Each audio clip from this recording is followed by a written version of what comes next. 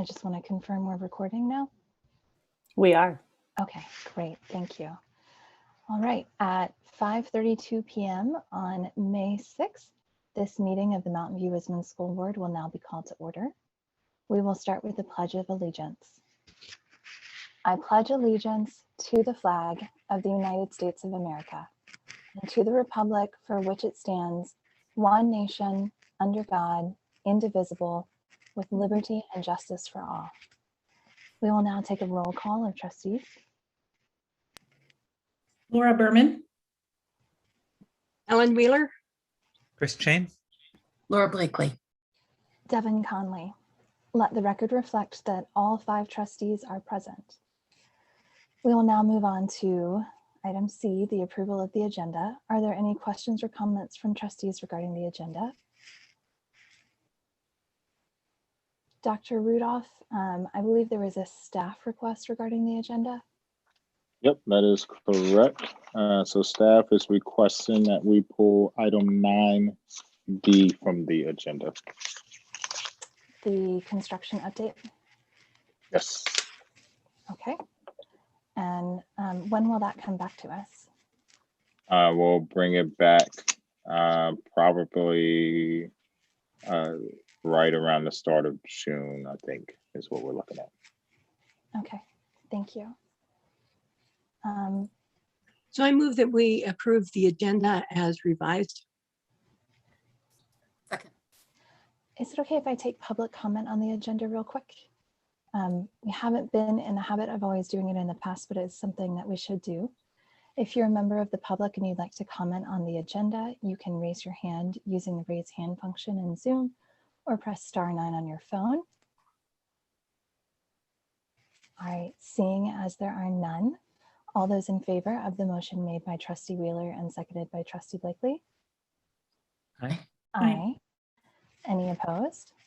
All right, on a motion made by Trustee Wheeler and seconded by Trustee Blakely, the board unanimously votes to approve an amended agenda with item 9D moved for a future date.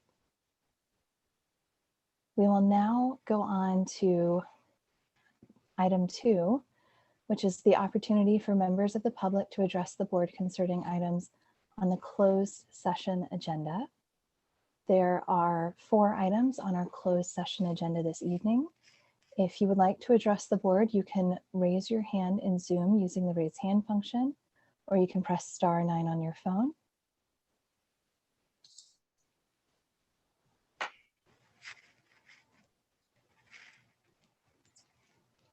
Seeing as there are none, we will now move to closed session.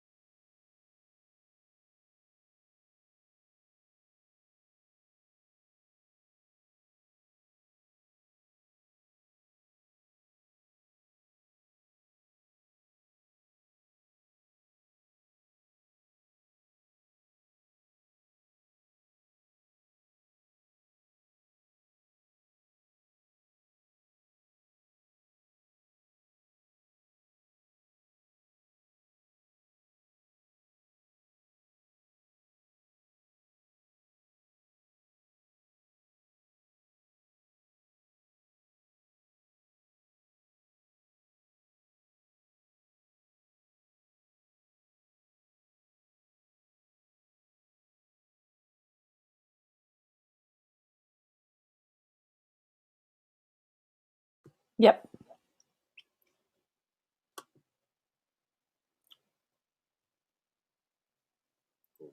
All right. See you on the flip side. Okay. And thanks, John. Appreciate everything.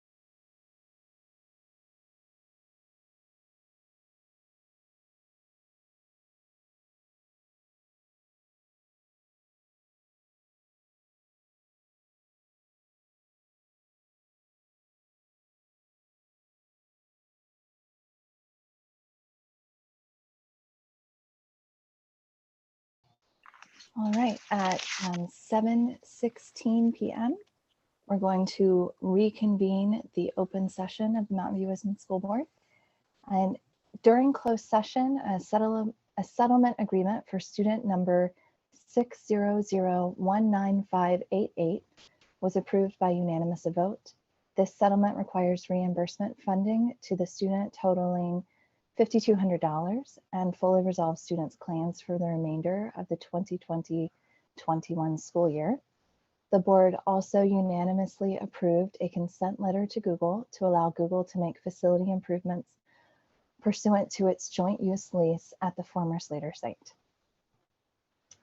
We will now move on to item 5, the consent agenda. Are there any questions or comments from trustees regarding the consent agenda? Okay, seeing as there are none, yes, Trustee Blakely. To make a correction in one of the attachments, do I need to pull it from the consent agenda? Dr. Rudolph? Depends on what the correction is. It was And how extensive. Well, it's pretty much of a typo. It was the YMCA, I think it was the YMCA lease agreement that said it was the 9th Amendment at the top. And then the first line says this 8th Amendment, and that just needs to be corrected.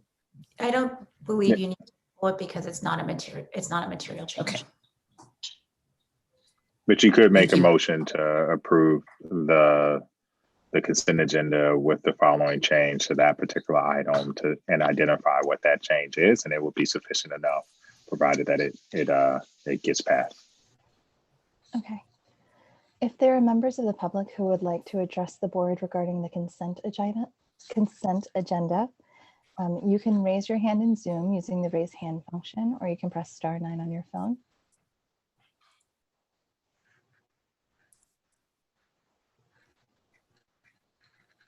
I do not see any public comments on this. Do I have a motion?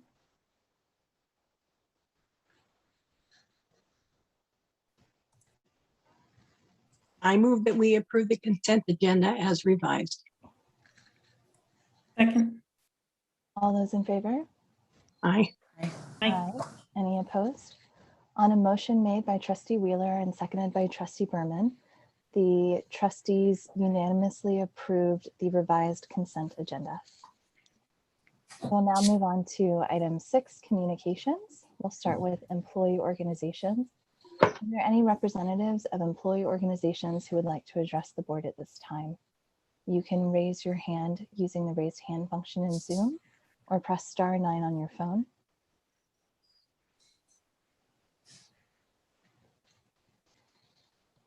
All right, seeing as there are none, we will move on to district committees. Are there any representatives of district committees who would like to address the board at this time? You can raise your hand in Zoom or press *9 on your phone. Or trustees, if those of you on different committees have anything that you wanted to share about your committees. All right, Trustee Berman.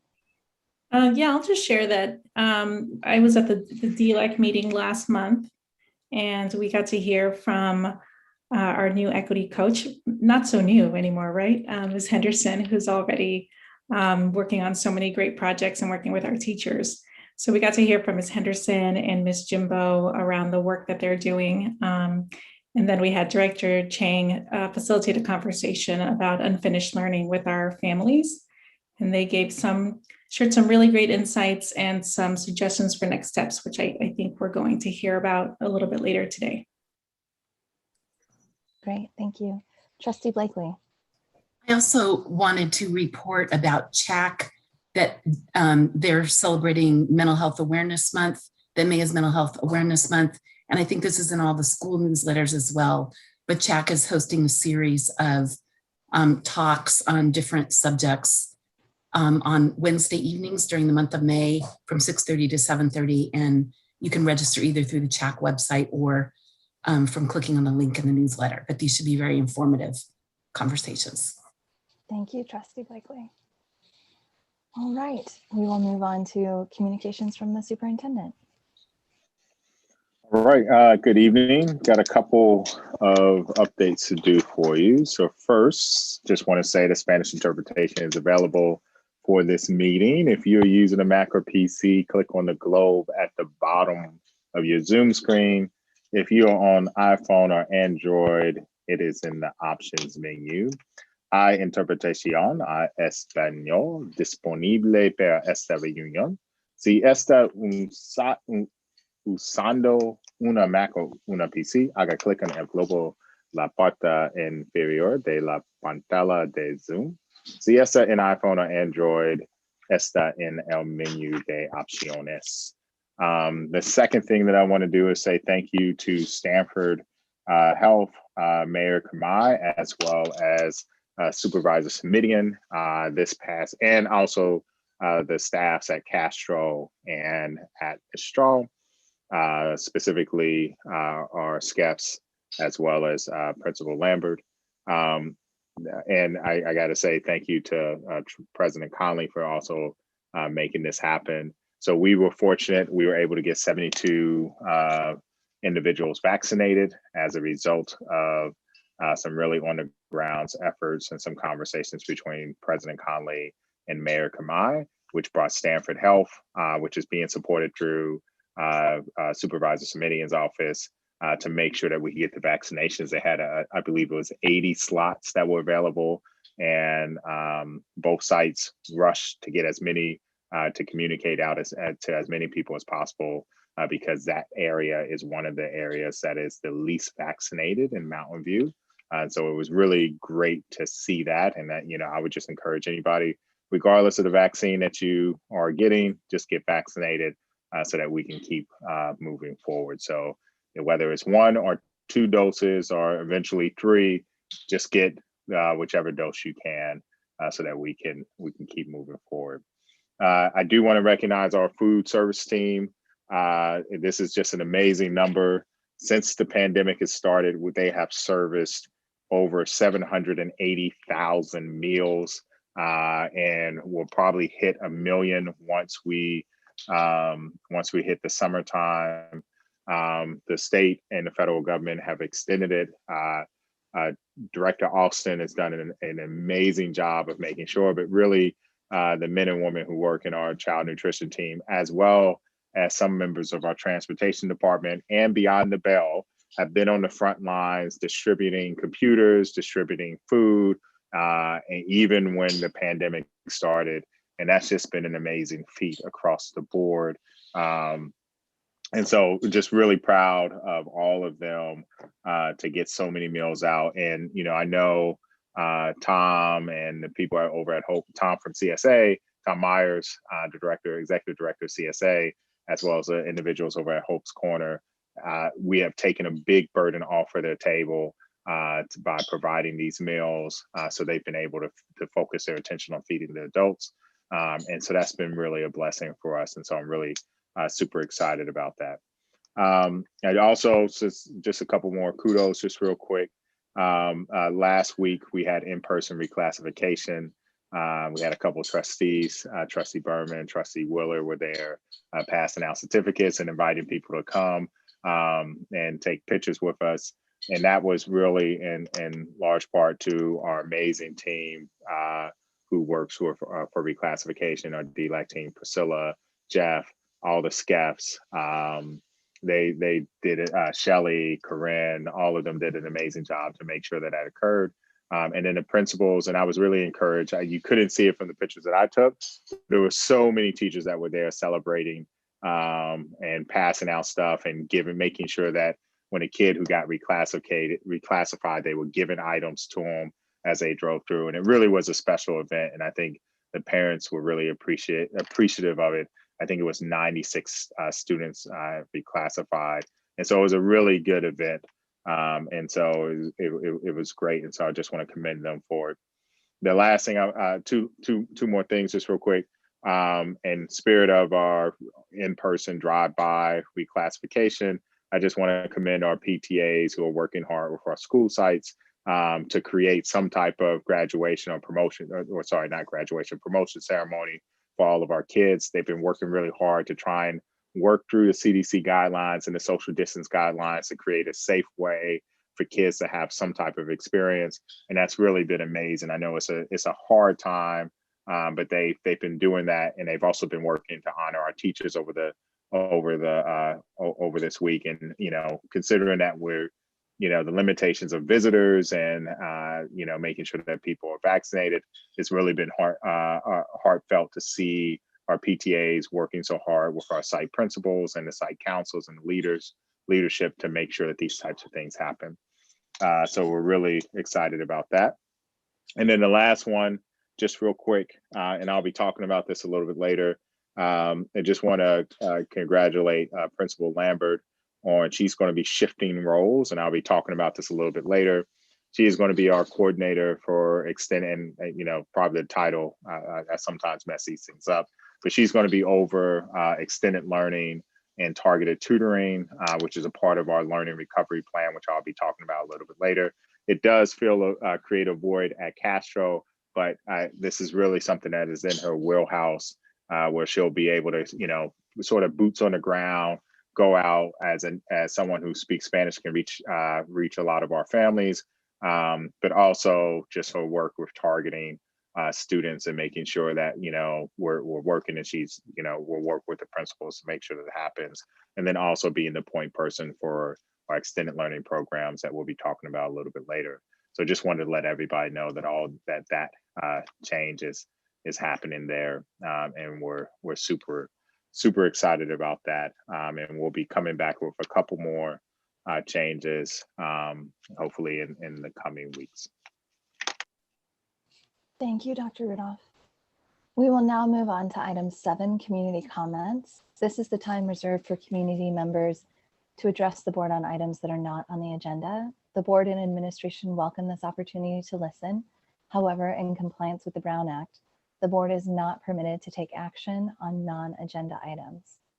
To address the board, please use the raise hand function in Zoom or press *9 on your phone. I will wait a moment to see how many speakers we have and allocate time accordingly.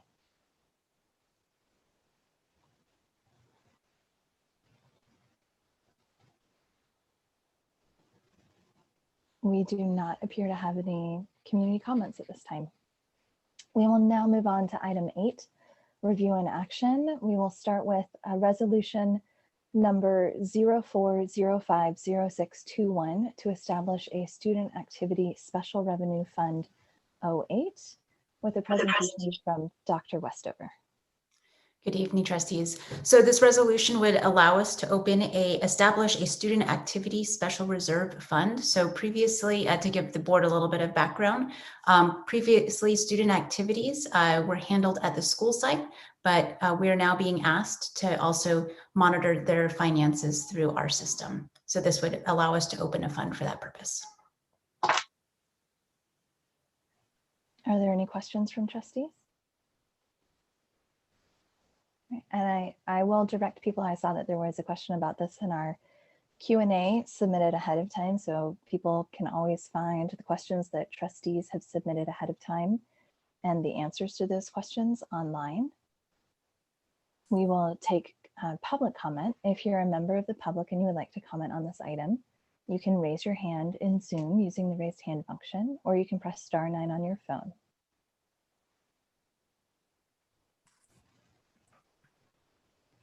Seeing as there are no public comments at this time, are there comments from trustees or a motion?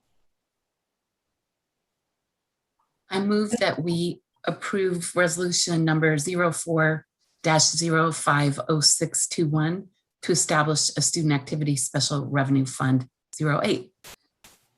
Second. All those in favor? Aye. Aye. Aye. Any opposed? On a motion made by trustee Blakely and seconded by trustee Berman, the board has unanimously voted to approve resolution number 04-050621 as presented.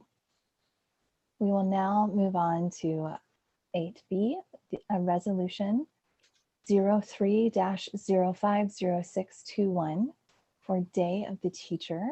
And we have Tara Vickyard, our Chief Human Relations Officer, here to speak to us. Thank you. Good evening.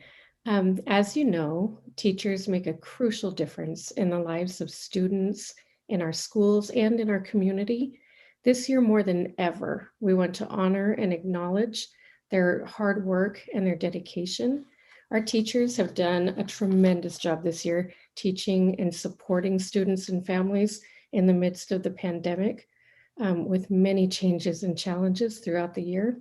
And so tonight, we bring to you and ask you to approve this resolution designating May 12th, the Day of the Teacher, as presented. Thank you, Ms. Bickyard. Are there any questions from trustees? All right, we'll take public comment. If you are a member of the public and you would like to comment on this item, you can raise your hand in Zoom or you can press *9 on your phone. We do not appear to have any public comment at this time. Are there comments from trustees? Yeah, I have a comment and I also have a question. Will we be doing a choral reading of this resolution? I would like to, if other trustees are amenable. Yeah, good. Okay, so my comment is, it's a sad thing to be saying during this time of honoring teachers, but I want to recognize and commemorate a longtime teacher in Mountain View Wisman School District by the name of Jonathan Farazan. There was a really nice article in the Mountain View Voice describing Jonathan and his work and a photo of him. He was a longtime teacher. He was an assistant principal at Graham. He was a union leader.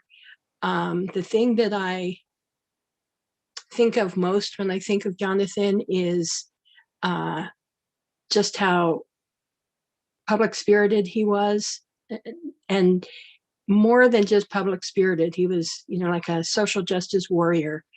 I'd like to recognize him during this time. Thank you, Trustee Wheeler. Are there other comments from trustees? Trustee Blakely? I just want to thank all the teachers. It can't be said often enough. You are amazing. This year was just tremendous, and you held up with flying colors, so thank you. I'll echo that and say one of the good things that I think has come out of the pandemic is that for the first time, many parents have seen what an incredible teaching staff we have in this district and how amazing our teachers are day in, day out, regardless of the circumstances. This week has been Teacher Appreciation Week across the district, which is part of why we have this resolution before us tonight. But we are so truly grateful for all of the teachers who have such a direct impact on every single child in this district. I will take a second then too to just voice my appreciation to my two girls. Jump out of bed and can't wait to go to school because of their teachers. And I know that there are so many kids across our district exactly like that. Like, just so happy to see them. And so it's been just such a heavy lift, and we see how hard you've been working, and we appreciate you so much. Agreed. All right, well, do I have a motion regarding this resolution? I move that we approve resolution number 03050621, Day of the Teacher. Second. All those in favor? Aye. Aye. Aye. Any opposed? On a motion made by Trustee Berman and seconded by Trustee Wheeler, Resolution 03-050621 was unanimously adopted. And then we would like to do a choral reading. I believe that it would make sense for us to go in order by last name. So we will go Berman, Blakely, Chang, Conley, Wheeler. So Trustee Berman. Okay, I'll start. Sure. Recognizing May 12, 2021 as Day of the Teacher. Whereas education is the most vital activity we as a society undertake to ensure the well-being of the nation. And Whereas education is in large measure the result of the talent and commitment of teachers and their ability to inspire, encourage, and enlighten. And Whereas teaching is a profession characterized by skill, knowledge, discipline, tenacity, and creativity in the delivery of instruction. And whereas teachers are a source of caring, concern, counseling, empathy, warmth, and love, and deserve recognition and gratitude for the invaluable work they do. And whereas teachers in the Mountain View Westman School District educate and motivate students, including those that require unique skills and compassion. And whereas teachers in the Mountain View Westman School District have made a crucial difference in the lives of students and are true champions for children's schools and community. now, therefore, be it resolved that the Board of Trustees of the Mountain View Westman School District and the superintendent express their gratitude and commend the teachers of the Mountain View Westman School District and join the governor and the legislature of California in designating May 12th, 2021 as Day of the Teacher. And be it further resolved that the Board of Trustees of the Mountain View Westman School District and superintendent encourage activities to recognize and honor teachers on this day. all right, thank you, everyone. And thank you to all of our teachers. We will now move on to item 8C, resolution number 02-050621, classified school employee week. And we have our Chief Human Relations Officer, Tara Vicure, back. Thank you. All right, so our classified staff perform valuable services to our schools. Our district classified employees have gone above and beyond this year, supporting our schools and our community with a number of different tasks and work to keep our district running, our students fed, and everyone in our community supported. And so we really, really want to acknowledge and appreciate the work of every one of our classified employees right now. And so tonight, again, I would like to honor our classified staff and ask the board to approve this resolution recognizing May 16th through 21st as Classified School Employees Week as presented. Thank you, Ms. Vicure. Are there any questions from trustees? All right, is there public comment? If you're a member of the public and you would like to comment on this item, you can raise your hand in Zoom or you can press *9. Seeing as there are none, are there comments from trustees? Trustee Blakely. I truly appreciate all of the employees of the district. 780,000 meals, wow. And getting Wi-Fi cards and devices out to so many families that didn't have them. I mean, and that's just, two groups of our employees, but everybody's been on the front lines, and we truly appreciate all your effort and dedication. And thank you for your service.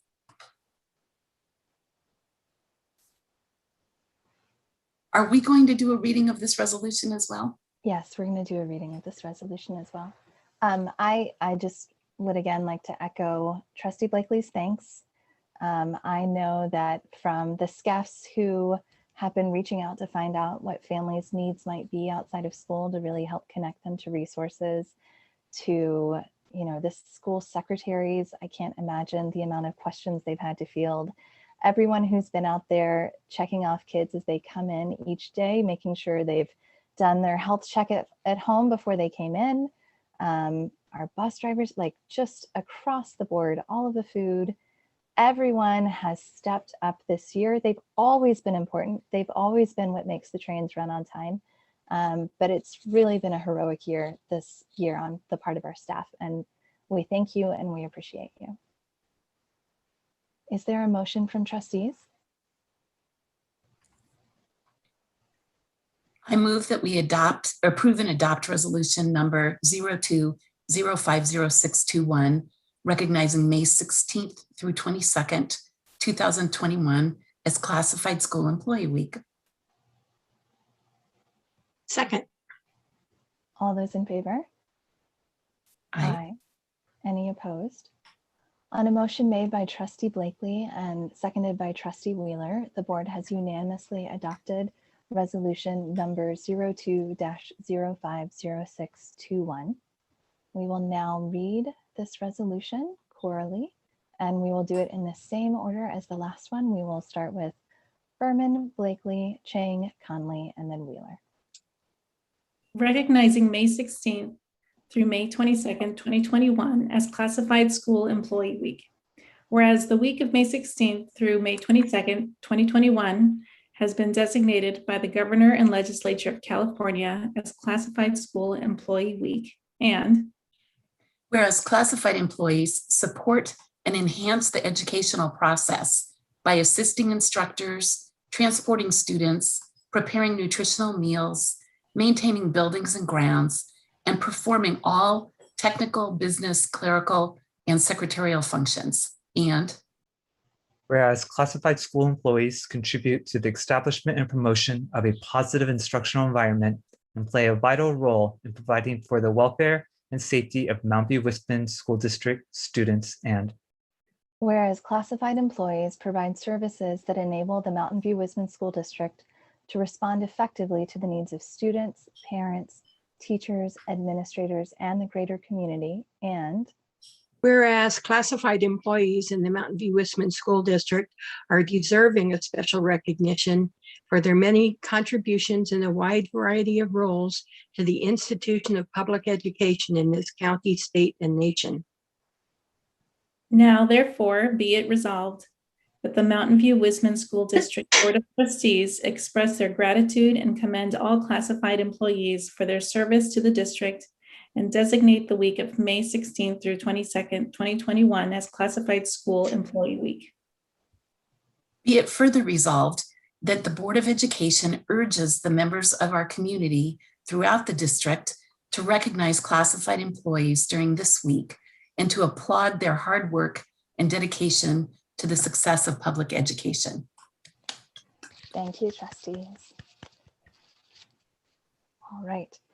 We will now move on to our last resolution today, item 8D, which is resolution number 01-050621, Mental Health Month of May 2021.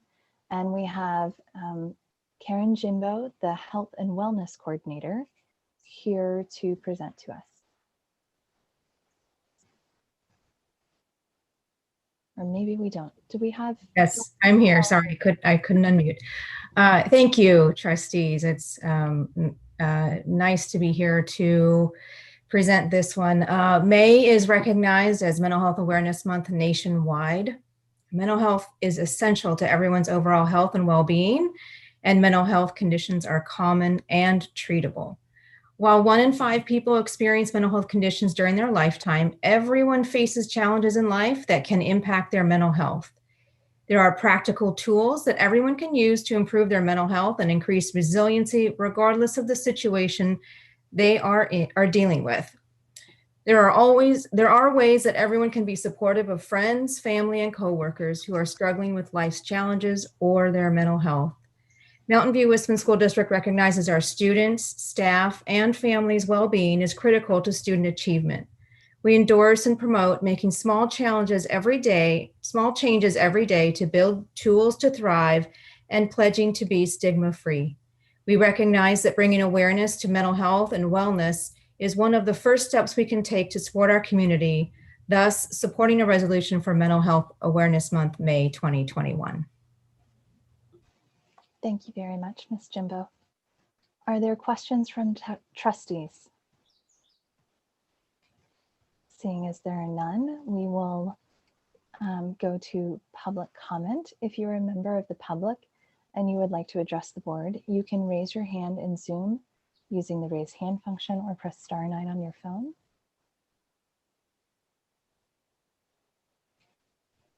Seeing as there is none, are there comments from trustees?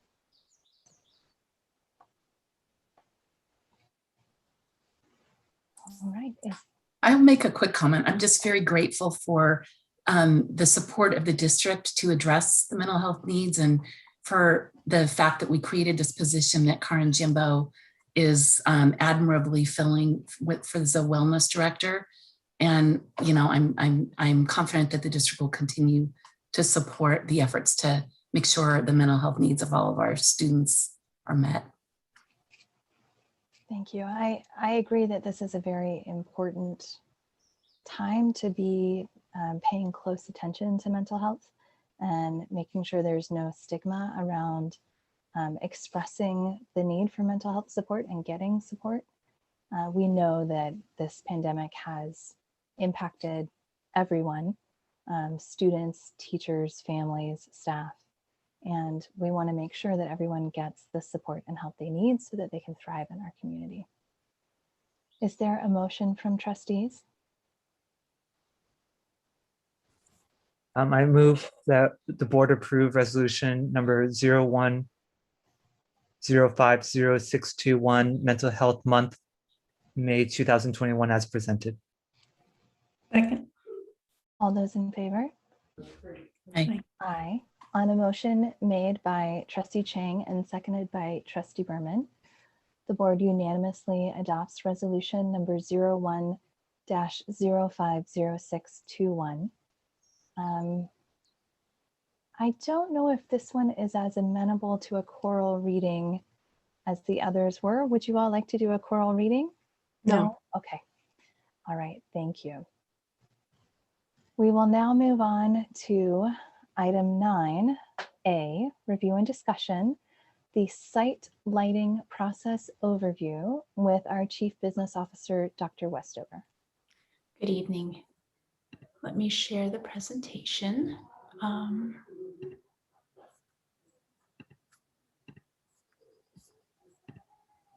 All right. So our site lighting process is very similar to the process that we used for our community field restrooms. And I thought I might give you a little background on some lighting in the district in general before I jump into our process for the site lighting that we're talking about this evening. Every time we go through upgrades on our campuses, we upgrade to the newest standard. So all of our new campuses actually, because of Title 24, have lights that are on sensors in the classroom, meaning that once a teacher leaves, after a period of time, the lights shut off because all of the classrooms have the sensors in them now. So some of our guiding principles when it comes to construction in general. One is our resource stewardship that connects back to our strategic plan, making sure that students, staff, and community have access to various resources. And additionally, our guiding premise is safety of students and staff. And during the master facility planning process, it was indicated that for safety, we needed to have additional pathway lighting at our school sites. And these interviews were with principals and also with sites. To better understand what we needed to do, we did a photometric survey to look at all of our campuses to see what were the areas of need specifically around the pathways. When we did the photometric survey, I'll be going through and showing you where we are right now in the design process for where we see the need. Vargas is a new campus, and we actually didn't see any areas of need at Vargas through the photometric survey, but we're still going to hold the community feedback sessions just in case there's something that we potentially missed. So what does our community process look like? We wanted to make sure to notify the community of the meetings through postcards that were mailed directly to residents within each school's boundaries. So we essentially hit the entire Mountain View. Posters at each school site with links and QR codes to register for meetings. Social media posts, notification to the city. We've sent it out through school newsletters as well as the superintendent's newsletter, and marquee sign announcements. This is a listing of the different meetings that we'll be having over the next month or so. Principals will also gather feedback at their school site council meetings, ELAC, and principals' coffees. So we're doing a mixture of big community meetings and then also meetings at the school sites themselves. Once we hold the meetings, we'll come back to the board. We'll present the feedback that we received, and then we'll provide that feedback to City Council. Either we'll offer to give a presentation, or we'll give them a report so they know what we've gathered. And then we'll come back to the board again on June 17th to show you the schematic designs and budget. And the idea is that it's a two-step process that will talk to you through what the community has said, and then come back again just in case there's any adjustments that we need to make. So the design process. We wanted to identify deficiencies within existing lighting in parking areas and paths of travel to and from campus. I think important to note here is our intent is not to light up our entire campus. It's really just to light the path of travel. Address these deficiencies with light standards and bollard type lights to ensure that we have an illuminated path of travel for staff, students, and public who may access sites prior to sunrise or in the evenings. Provide directional LED lighting to eliminate light transfer to neighboring areas or properties. And then the standards will be operated by photocell and timers, meaning that the lights can sense when it's dark and turn on, and we can also have them on timers to turn them off at night. I should say late at night when people aren't going to be walking to and from our campuses. These are the proposed light standards. So we have the bollard style design, as well as the ones that would be on light poles. And these are similar to what you see at Vargas Elementary right now. And this is another look at what the standards would look like. And then looking at each school site. So when we present to the community, we'll actually go in more detail and look at the maps. So for Therakoff, we've color coded it so it's a little bit easier to see the bollard style lights and the pole mounted LEDs. And this is a zoomed in picture of what it looks like. These are the plans for Bub, Castro Mistral, Crittenden, Graham, Huff, Landals, Montaloma, and Stevenson in the district office.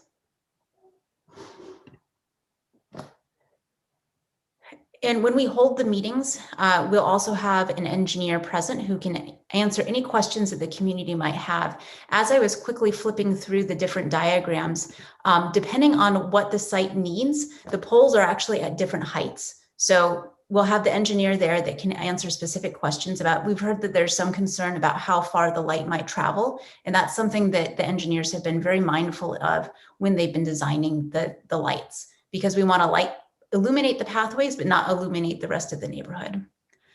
So a recap of what will happen after we gather the community feedback, we'll come back to the board, present the feedback that we received, then we'll go to City Council and either offer to provide a presentation or provide a report, and then come back in front of the board again to present the schematic designs. Thoughts and questions from the board?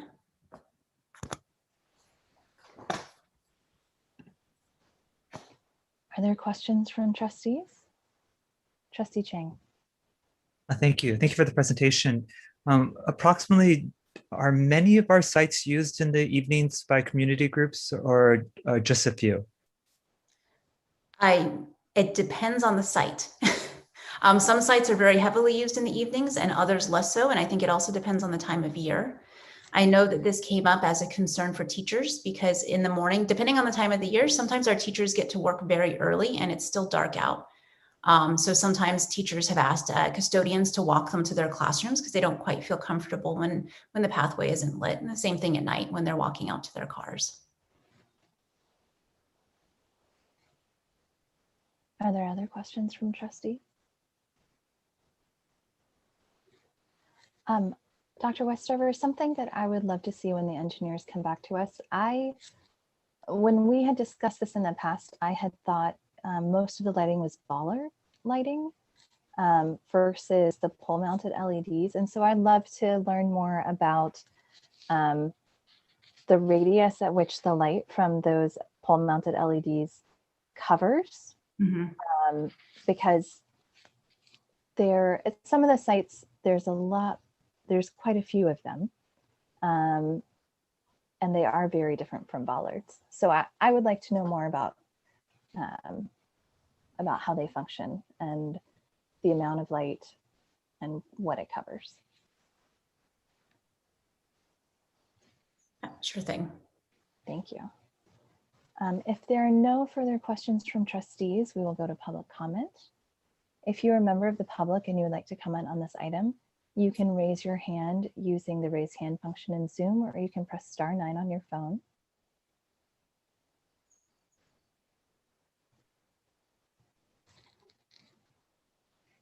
We do not appear to have public comment at this time. Are there comments from trustees? Trustee Chang? Thank you. This is a discussion item. I just wanted to share that when this item comes back for a vote, I don't think I'll be able to, I won't be voting yes for this item. And I just wanted to explain my rationale. When I look at the Measure T bond, many of the things in there, we are on track and we have a plan and we're doing it. And but when I look at it, I still bothers me that the first sentence of the bond tells the voters that we'll be investing in art and science labs.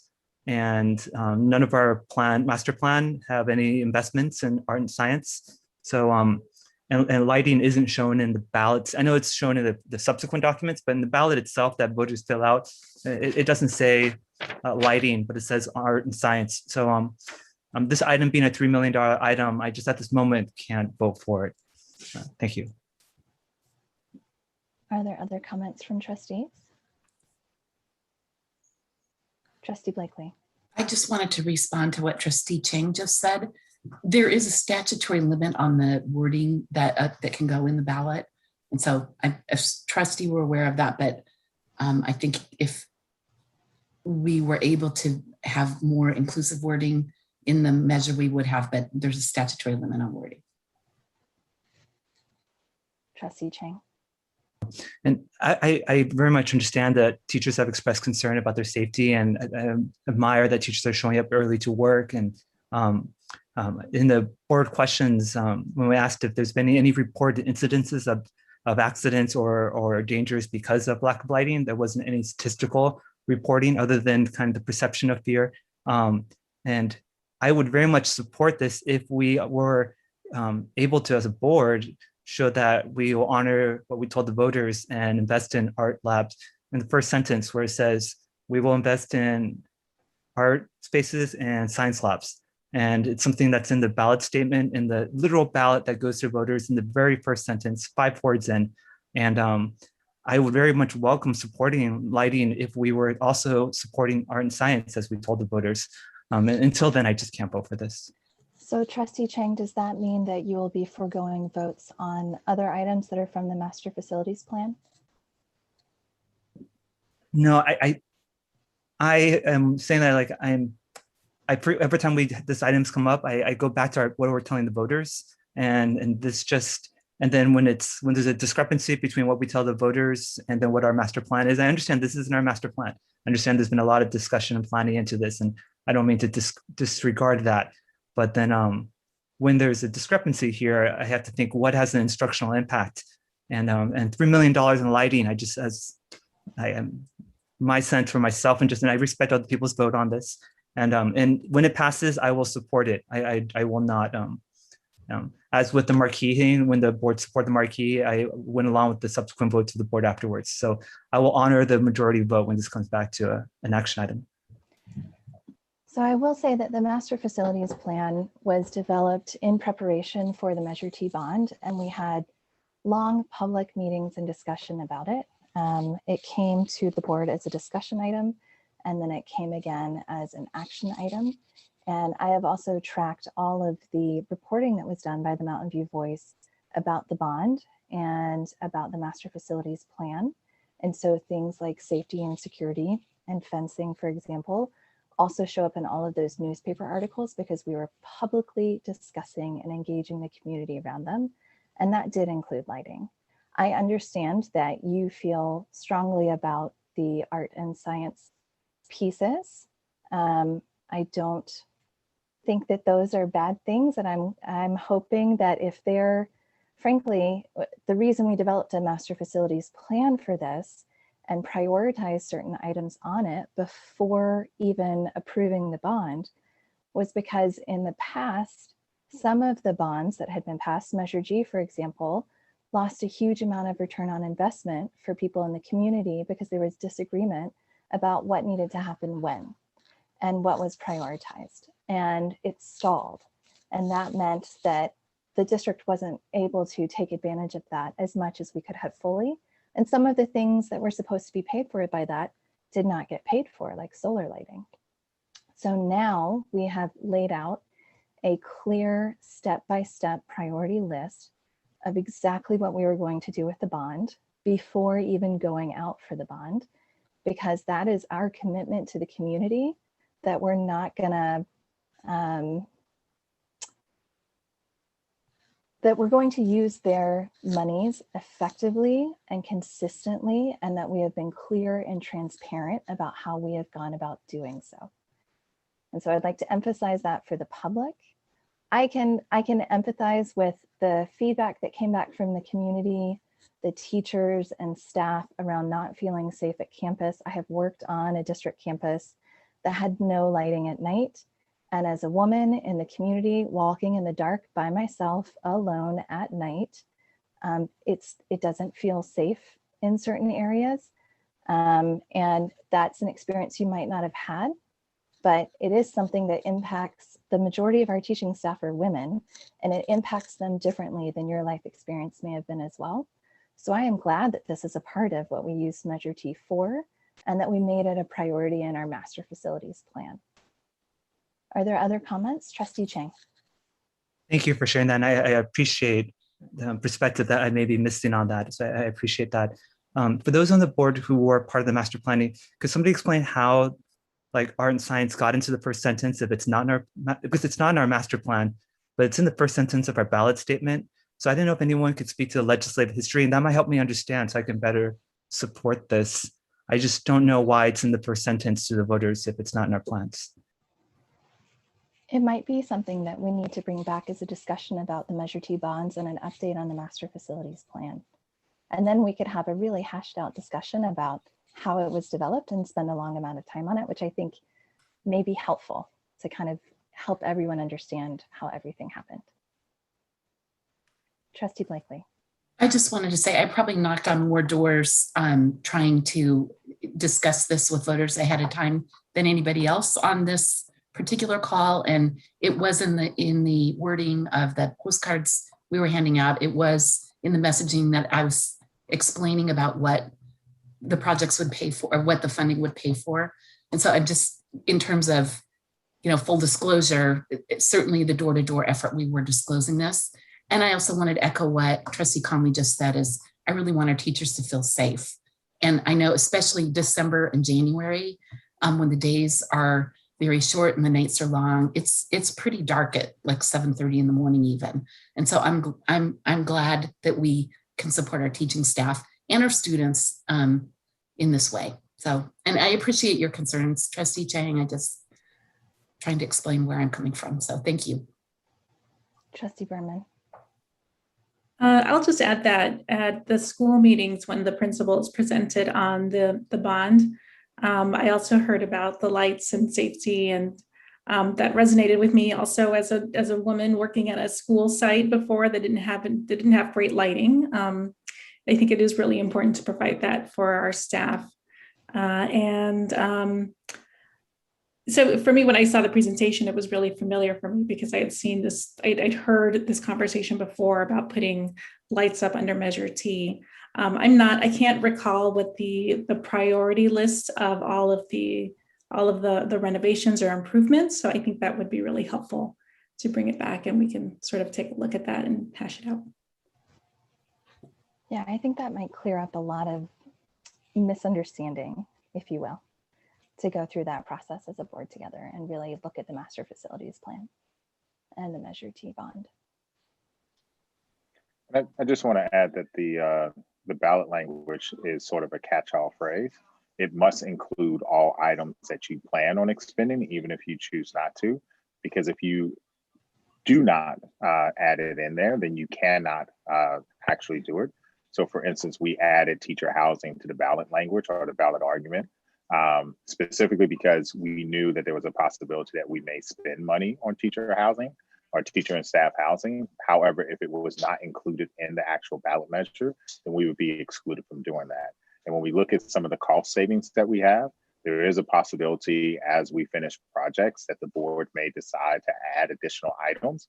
But if arts and science classrooms were not included in there, then we wouldn't be able to go back in and actually do those things. So it's not the actual argument, which I think is only 170 something words, is not intended to be the catch-all to say these are the only items that we're spending money on, but is instead listed as a way to say, here are the items that were polled by our pollsters and that the voters say are important.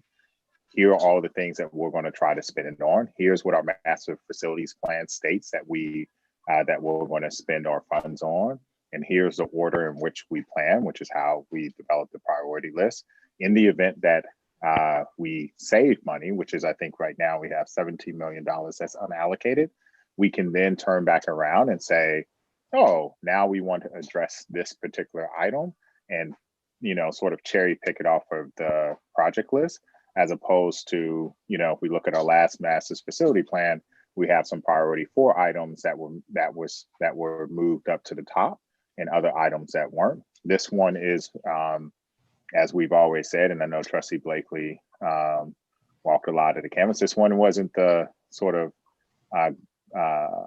glossy or flashy bond measure. This was the, meat and potatoes kind of, let's make sure we take care of the HVAC, the lighting, solar, teacher housing kind of deal. And if we have additional funds to do some other stuff, we can address it there. But we can make sure that we include it in the future update with the construction too. And we can bring back the priority list also so that you can. That would be wonderful. We can make that construction update a very in-depth item to look at the master facilities plan. I think that's a great idea. If there are no further comments from trustees, this is just a discussion item. So I don't believe there is further direction that needs to be given. Is that what you needed, Dr. Westover? Okay, thank you. We will now move on to item 9B, the Learning Recovery Plan of Action, with the presentation from Superintendent Rudolph.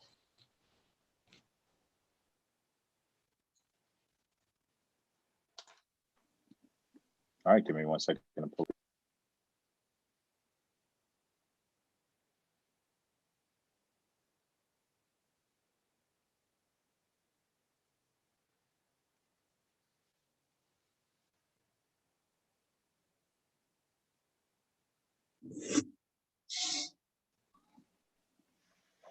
All right, so I am here to give the part 2 of our learning recovery plan process.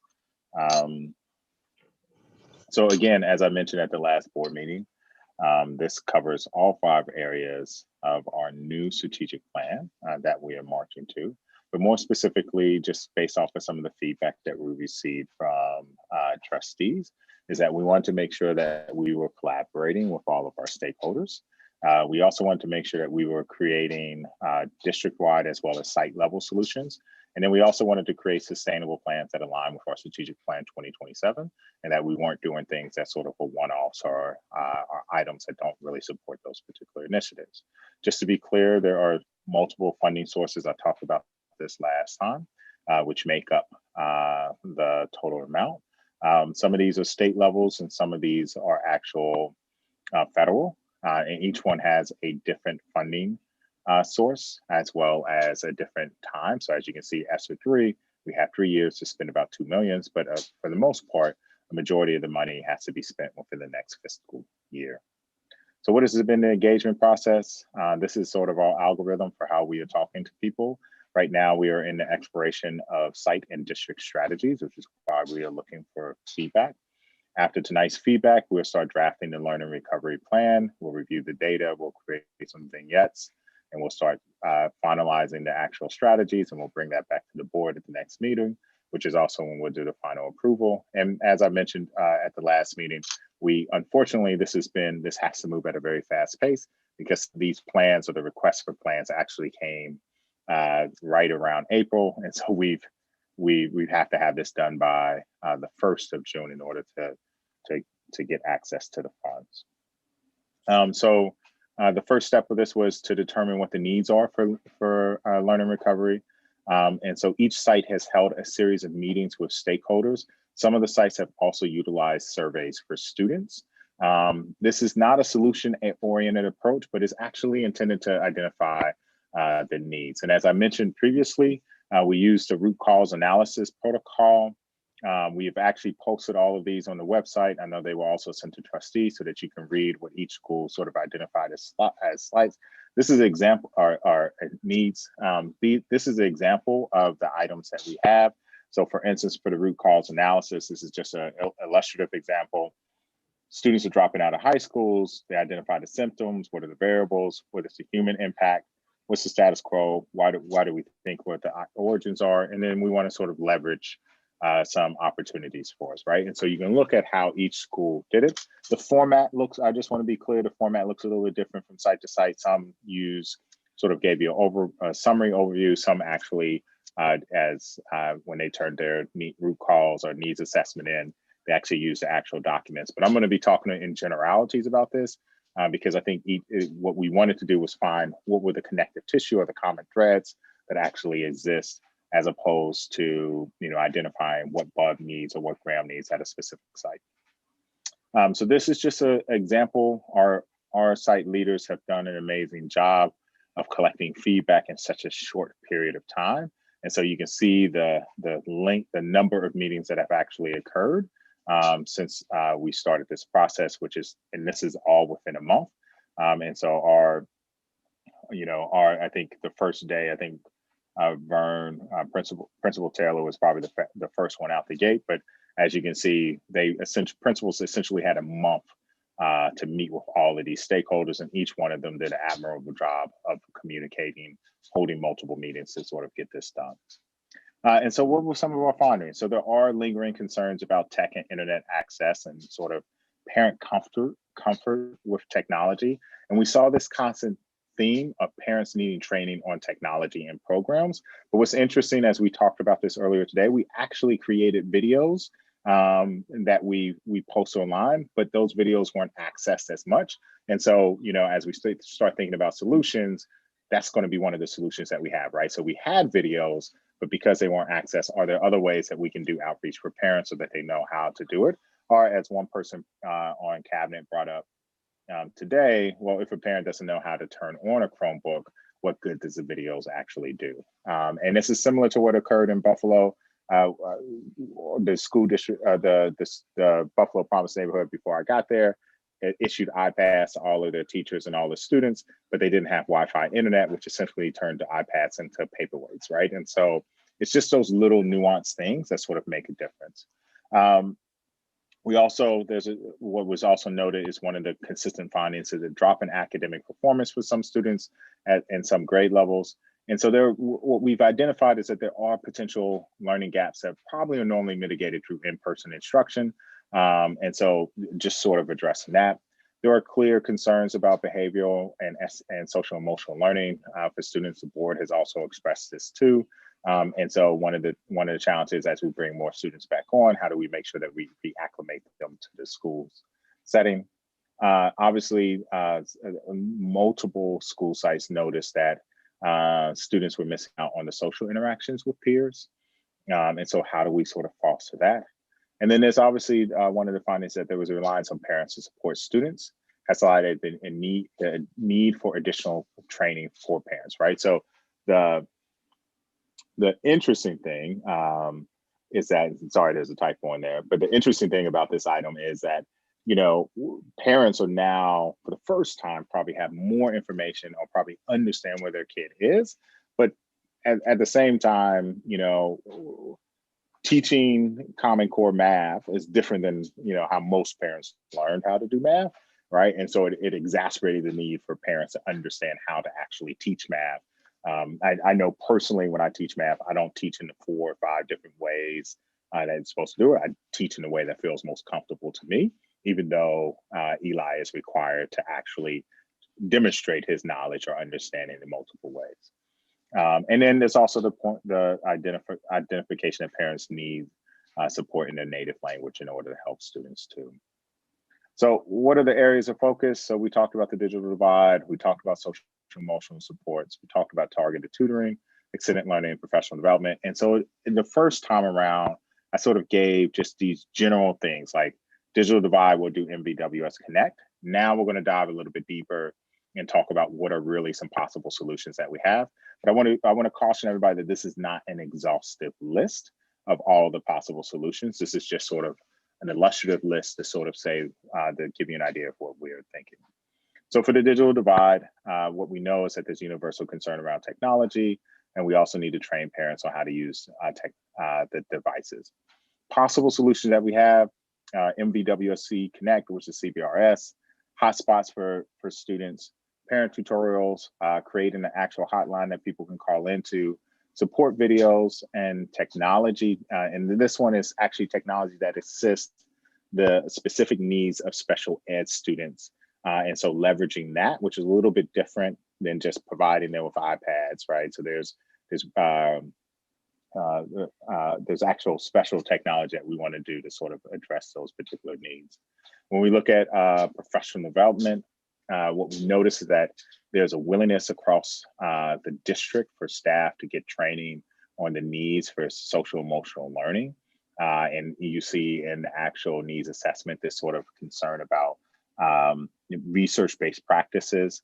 One of the benefits of having a full day, being in a hybrid schedule or distance learning, is that you had a full day for teachers to collaborate and plan. And so teacher planning days was definitely something that they were looking at. Beyond the Bell actually did a needs assessment also and noted that it would be nice for them to get training so that it can create alignment for the after school programs, which is actually a pretty good initiative. They also mentioned, which I thought was very intuitive, is to also come on campus a little bit earlier so that they can have more conversations with staff so that they understand how to support kids afterwards. And then also looking at just various teaching practices and differentiation to sort of address the different types of needs. Again, solutions, SEL training for staff, instructional coaches at every single elementary site is where we headed. We also want to add content level instruction coaches for middle school. We want to do training for Beyond the Bell on MVWSD initiatives. And I sort of alluded to this a little bit earlier, but we want to do differentiation as well as small group instruction. The differentiation and small group instruction is going to be critical, not only just because of the initiatives that are outlined in the new strategic plan, but also because as we start talking about targeted tutoring, we're going to have individuals who are tutoring kids, but what do we do with the smaller group of settings now that we have more adults that are sort of coming through our doors? So social emotional learning needs, opportunities, activities for students, parent education courses, curriculum, training for teachers, as well as funding for field trips.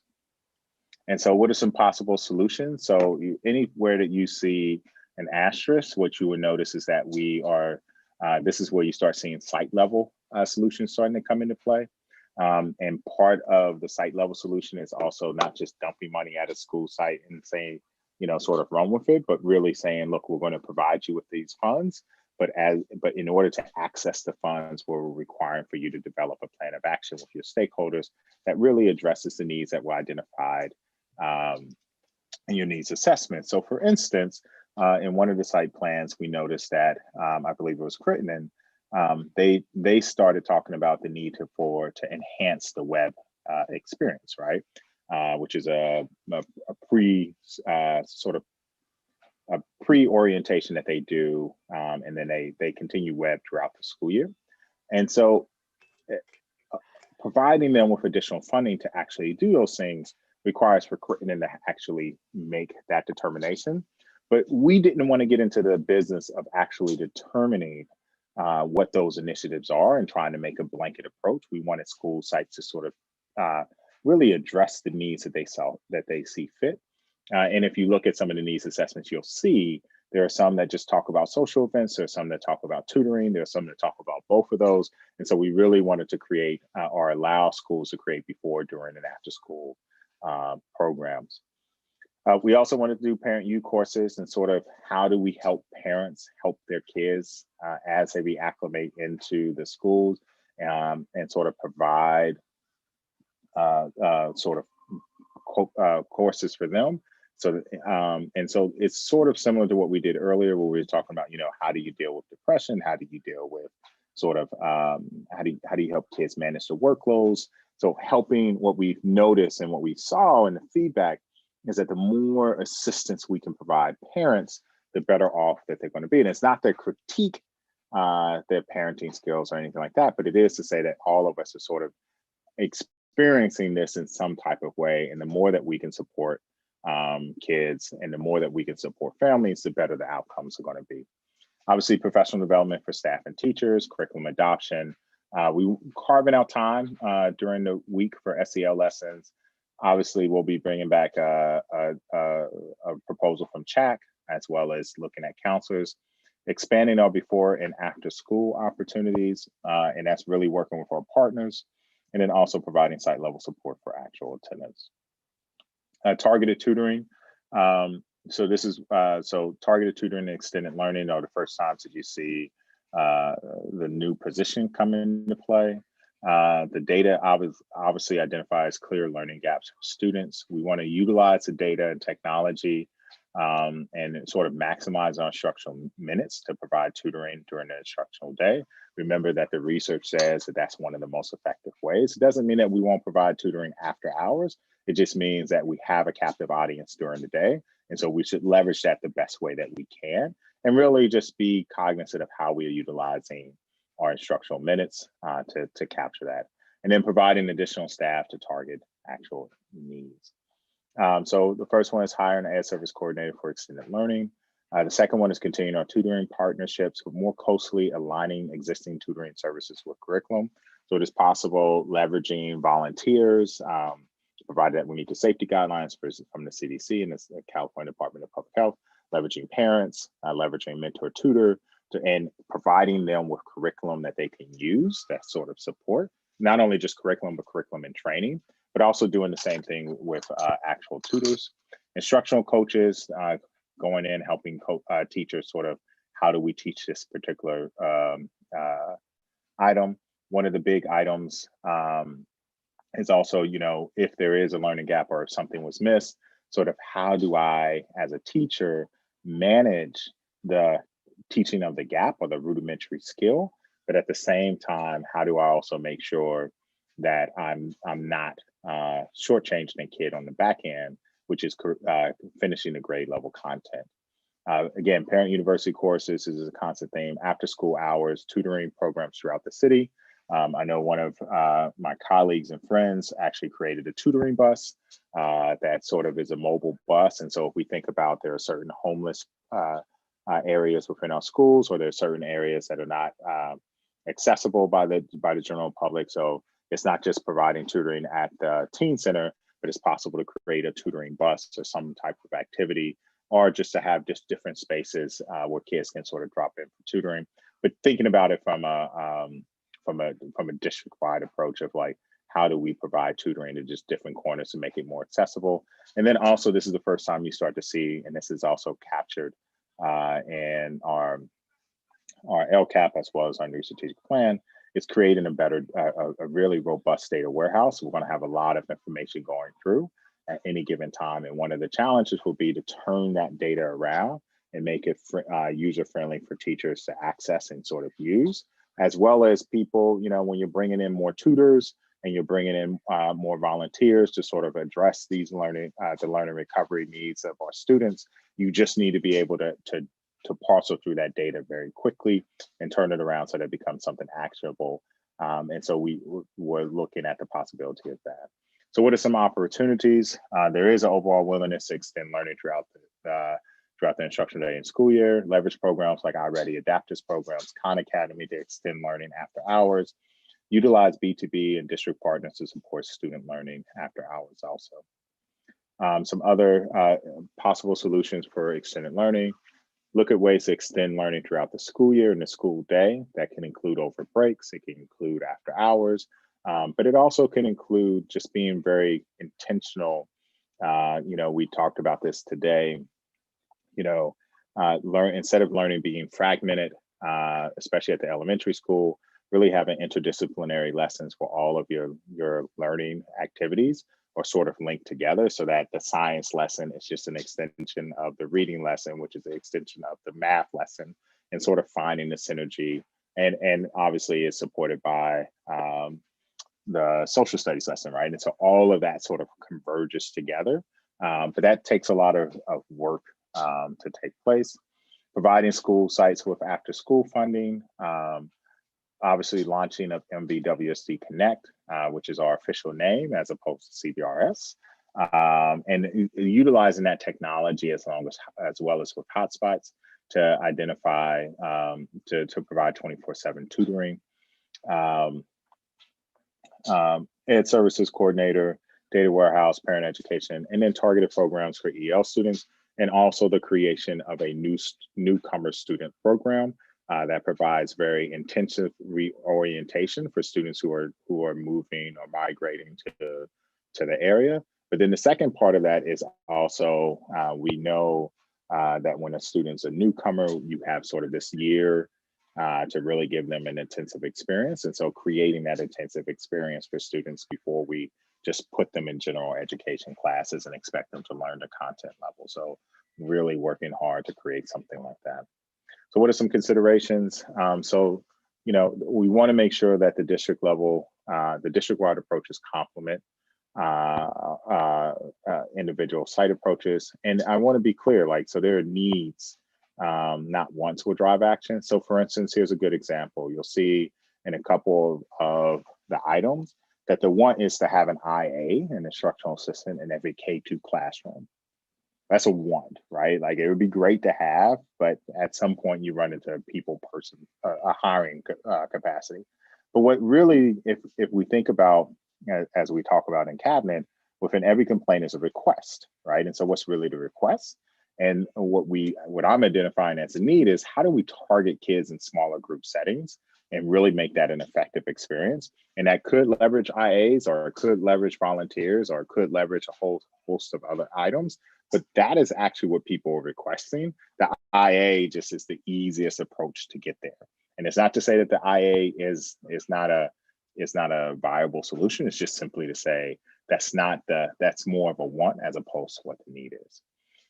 The other thing is that we have to remember that this $8 million is not really enough to do everything under the sun. And so we just have to understand that not all needs are going to be addressed using these funds. Some will be addressed through individual site plans. Some of these needs may not be able to be addressed because funding is actually limited. We really want to do long-term strategies, as I mentioned today in our meeting earlier today with staff. We need to look at this funding as an accelerant. And we want this accelerant not to be a flash burn. We really want it to be sort of a sustained burn, but it does get us a good start on some of the initiatives that are within our strategic plan. Return on investment is important. I heard this from the trustees over the retreat. We don't want to just toss ideas at individuals or at kids and sort of hope for the best. We really want to make sure that what we are doing, it has sort of a high ROI. So that we can move forward. I just want to be clear, reversing the impact, kids being out of school for 18 months is not something that you can just, turn a switch and expect to see some type of substantive change. It is going to take time. It's going to take time for all of us to sort of readjust. Just as I sort of joked with a couple people today, I was out there with Trustee Berman and Trustee Wheeler, and we were doing the reclassification ceremony. And in the beginning, I was like, whoa, I don't want anybody to get out the car. right? And by the end of the day, I was like, all right, come on, let's go. Let's get the picture. Let's hurry up. Right? Because it felt important. But I think that's just reflects comfort, right? And it's bringing all the kids back on campus, reacclimating everybody to what life is like. It's going to be different, and we don't know what the new normal is going to look like, but it is going to take time to sort of reverse being sort of sequestered for the last 18 months. And at the same time, we're not going to please everybody, right? And so we've been saying this for the last couple of years. There are going to be things that people feel like or should be initiatives or should be priorities, but there's only so much that we can do within any given time. But I do think one of the benefits of COVID, and one of the things that was highlighted through the recent partnership that we had, that just with the vaccines, is that the onus is not just on the school district anymore. The onus really is on the community to sort of pull together. And so in instances where we can't find a solution for ourselves, or we can't do everything that people want, we have to look towards others to sort of help us in this process. So what are the next steps? So obviously we're working right now. We're still touching base with stakeholders to sort of look at what the draft plan is going to be. May 20th, which is our next board meeting, we'll be bringing a final plan. I want to just be clear, like, the plan that we're bringing is a framework. It's not going to have each detailed item. It is going to take us time to sort of map it out. You can't say that you're going to provide targeted tutoring and you're going to have a curriculum and expect within a month's time that you've actually identified the curriculum and you're ready to go with the people that are going to be hired. So that's going to take time for us to build. But we do have to submit the framework, or sort of the meat and bones of the bones of the plan by June 1st in order to get approval. So that is just a sort of a timeline, but I want to just set expectations in case people are looking for very detailed activities that are taking place. So here are the questions that I have. Based off of the needs assessments that were turned in, and sort of this more in-depth review of what we're seeing as sort of larger themes, are there any additional blind spots that should be addressed that we're sort of overlooking? And are there other opportunities that you feel that exist, but keeping in mind that this is really $8 million, and so there is a finite amount of resources that we have, most of which has to be spent over the year, but it's just being mindful of those types of things. Thank you, Dr. Rudolph. Are there questions from trustees? Trustee Wheeler. Yeah, so, and you can imagine what my question is going to be. What are we doing for preschool and getting kids ready for kindergarten? So some of the items, and you'll actually see a needs assessment from the preschool that's included as part of the documents. And I think Ms. Kemper will highlight or sort of say some of the same things. We want to make sure that we're providing, the technology, so keeping that there, the parent education courses, making sure that we are also doing, looking at what extended learning opportunities exist.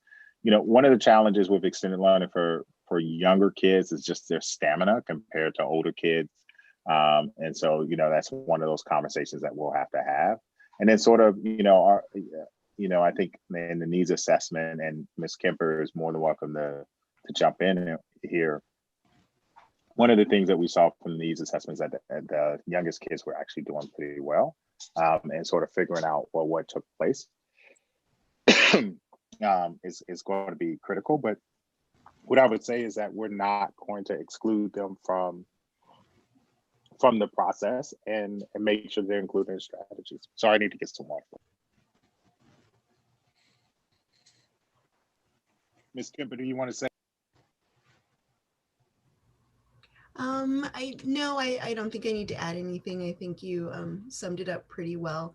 I think the preschoolers did fairly well, despite the challenges in distance learning. And it's kind of hard to piece out exactly what the elements were that helped them to be so successful. But I know a big part of it was all the tremendous work that our teachers put in and the tremendous support from their parents. I think just by nature of being so young, being so little, parents were present with children during class during much of the year, and it provided some wonderful opportunities for parents to learn and engage along with their children. Thank you, Ms. Kemper. Are there other questions from trustees? Trustee Chang. Thank you for that presentation. With these additional funds, is it possible to give funds to provide extra prep days for teachers, or are there too many restraints, whether it be in the negotiated contract or like, are there ways to use money to get teachers time to prep for some of these things? There are ways to give teachers additional time. I think if we go beyond their current work schedule, then we either have to get a side MOU or we have to negotiate. Or at the end of the day, we have to negotiate it. I think one of the larger challenges here is that actually the school year starts a lot earlier this year. So this is, over the last 6 years, we've sort of been inching towards the end of August. And this is the year that it sort of resets. And so just being mindful that I think teachers are already coming back towards the beginning of August. So we just have to keep in mind how that looks, but it is possible to extend it. And I think you'll see in the notes that teachers talk a lot about collaboration, and they talk about, are there ways that we can pay them to sort of collaborate and work together.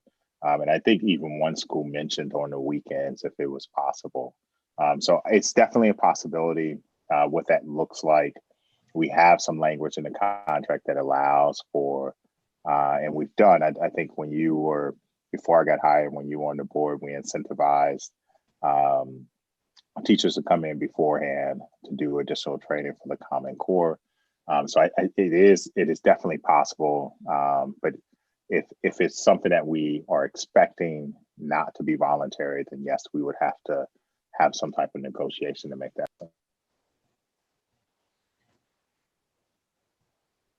No, just one last question is on the part of the presentation I talked about tutoring and how it's more effective during the school day.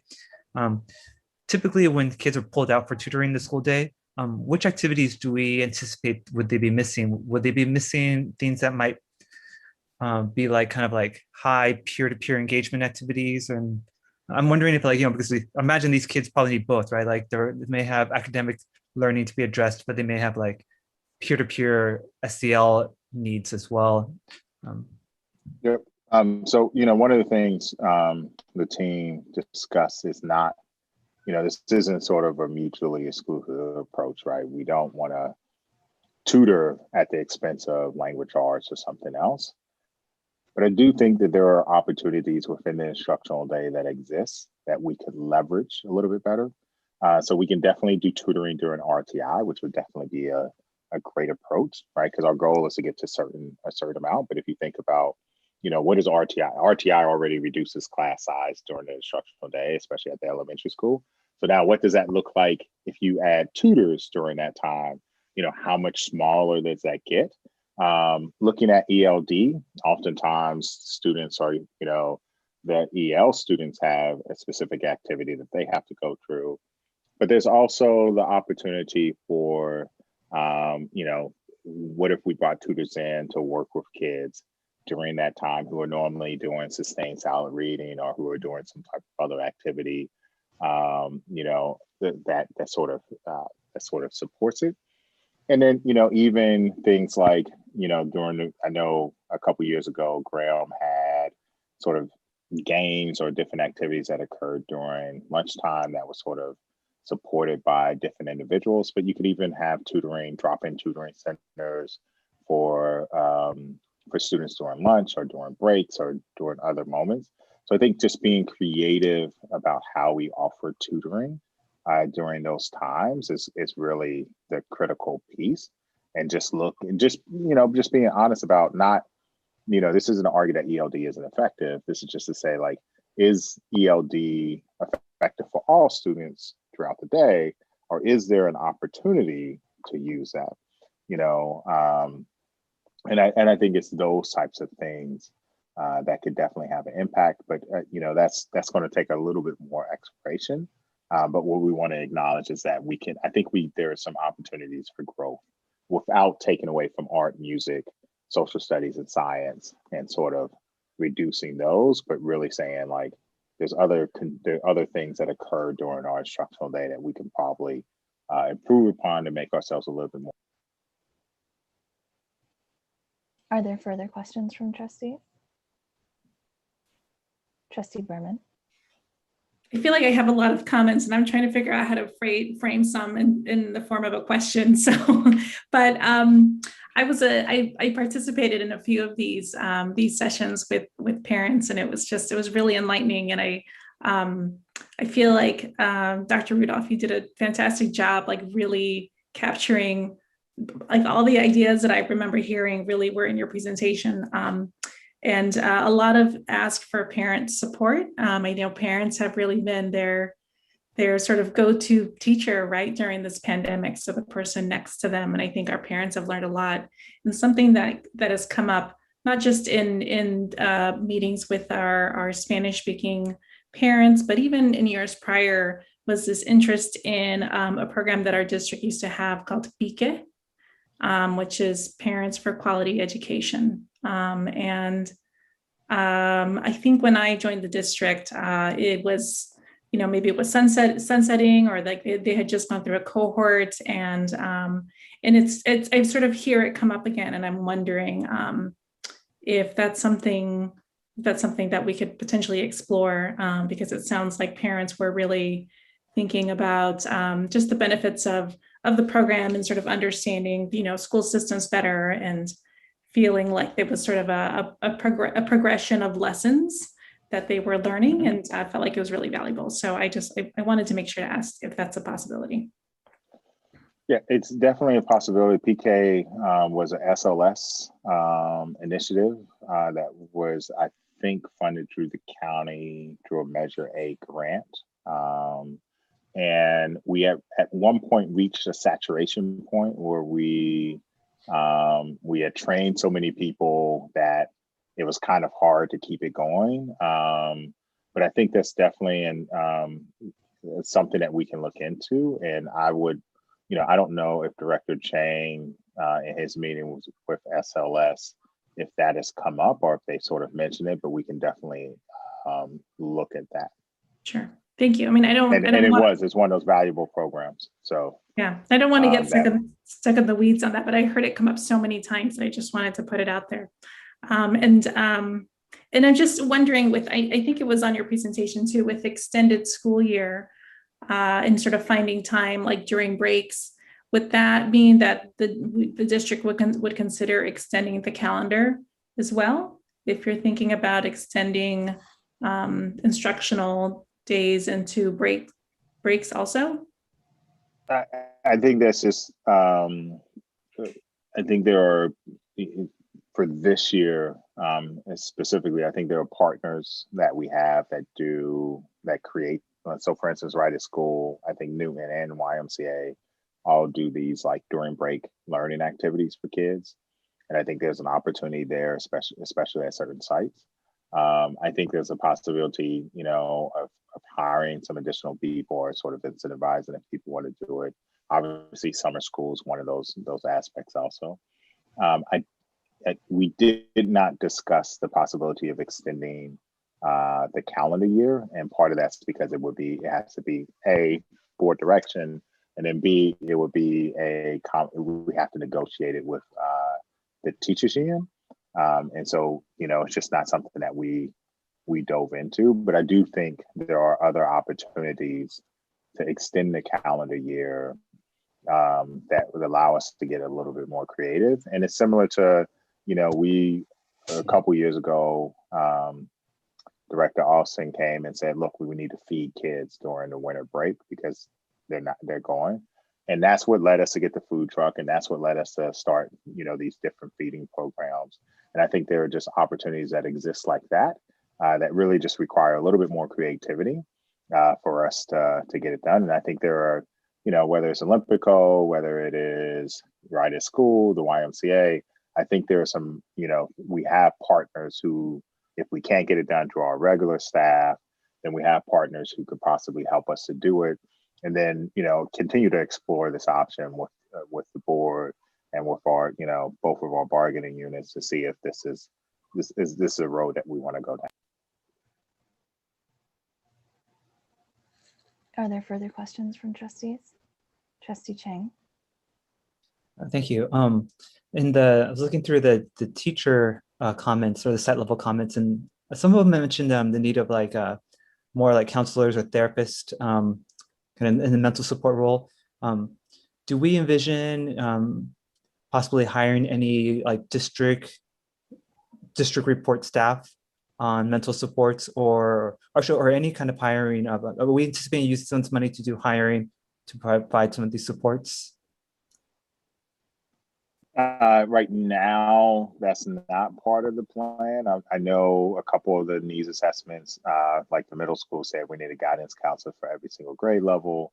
I'm sure Ms. Jimbo would probably argue like, yes, let's hire more counselors and social workers and have them on. That would really be something, if that's a direction that the board wants to go down. I think that would be, this is a great time to sort of let us know that. It is, we try to be mindful of how many staff that we hire, just because the average cost of a teacher level position is about $110,000. And we did, so if you think about it for a second, if you say, well, we're going to put a counselor at all of our school sites. So we have counselors at 3 sites, Castro, Graham, and Crittenden. And then if we add counselors to the other sites, you're talking about somewhere around $1 million expense. And so if that's where the board would like to direct that, or would like to sort of guide us, then I know we can hire counselors. We obviously have chat, but we were looking at, through Uplift, through chat, through the guidance counselors we have, through our at-risk coordinators, through the SCEFs, that sort of provides a decent amount of support. And I have been in contact with Marsha from CHAC to talk about like what are some specific needs that she's sort of seen, and sort of what are some additional things, some additional ways that we can support. But again, I would say if counselors is, if the majority of the board is saying, look, counselors it would be a big step to sort of addressing these needs. And this is the perfect time, as we're, working on the budget and working on the strategic plan, for us to know that, so that we can make some adjustments. And we can, if that's how we want to turn the dime for SEL, then it's definitely something that we could turn the dime for SEL for the school sites. And then we'll just have to figure out how we pay for it after the one-time fund. Trustee Berman. Sorry, I'll try to be quick. I feel like this is just building on this comment that you just made, Dr. Rudolph. I feel like when you talk about counselors, I think about the drivers of, who is supporting mental health, SEL, at the school site. So yeah, I think of counselors potentially. I also think of, who are the leaders at school sites that really are sort of the drivers of that work at the school site. And maybe it doesn't necessarily have to be a counselor, but it does, make me, with all of these really terrific ideas and this focus on SEL and intervention.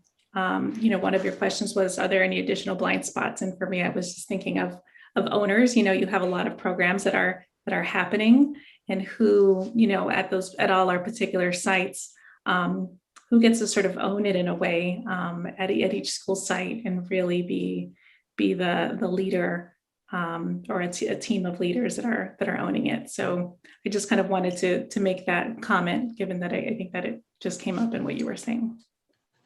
Yep.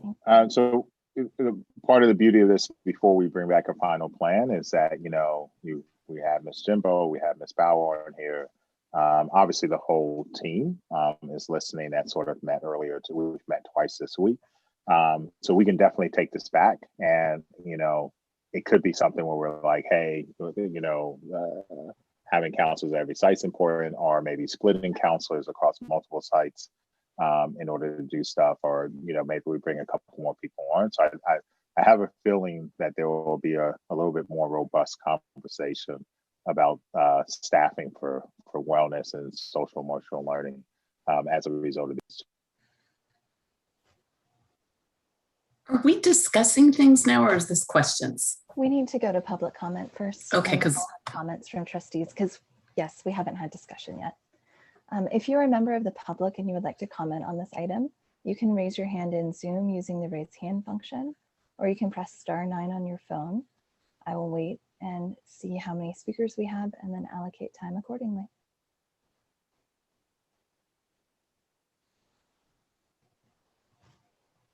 It looks like we only have one speaker.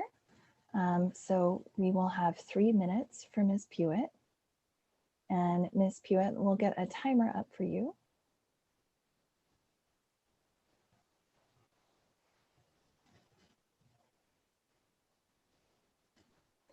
All right, Ms. Pewitt, you may unmute yourself and you have 3 minutes.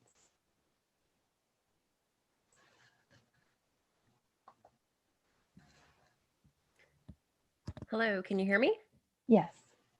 Sorry, the unmute took a minute. I'm so excited and just thrilled to see the amount of work that has gone into polling all of the school sites and understanding all of the various needs of our incredibly different constituencies in our schools. There was a piece of the presentation that mentioned parent support, family support, and while it's true that some families, I know of one in particular that I've heard about in our district, may not know how to, for example, turn on a Chromebook and use it to access digital resources. And it's also certainly the district and school sites' responsibility to know who those families are and to serve them appropriately. It's also true that one of the hidden benefits of this pandemic has been that many of our most vulnerable families that have been in our district have moved through what we might call the early adopter phase of technology utilization, so that, and then also that greater attention has been brought to the inequities in their access to internet service, right? So that even the district is looking at helping with aiding some of these discrepancies. So I just wanted to make sure that as we're all aiming for equity, we think that we realize that it's just as potentially neglectful to make an assumption that an insurmountably high percentage of families are so completely digitally illiterate that they can't turn on a Chromebook, as it is to presume the opposite. Most families have a very high level of digital literacy. It would be similarly neglectful to assume that people who have a hard time reading English, which is a very challenging language to learn how to read, or who require translation of meetings, are illiterate in their native language or one of the several languages they may speak that are not English. And therefore, and I've seen this happen in our presentations, to not use translations into their native language in presentations or recordings of content that are directed to parents of English learners. And I'm mostly saying that because I've seen that happen in this year, and I would love to see that improve in the future. And finally, as a historic sanctuary city, I hope that we will always have families who, for whatever reason, haven't been exposed to technology or secondary education to seek refuge in our community with confidence that our schools can serve and develop their children. And then I also know that as these generation of people who are new to our country are growing up here, we can be confident that their families will be even more constrained by low expectations of their abilities to support their kids than they would be by services that meet their ability to provide that support at home. And my point with all of that is thank you, and I look forward to partnering with you in helping close the learning gap next year. Thank you, Ms. Pewitt.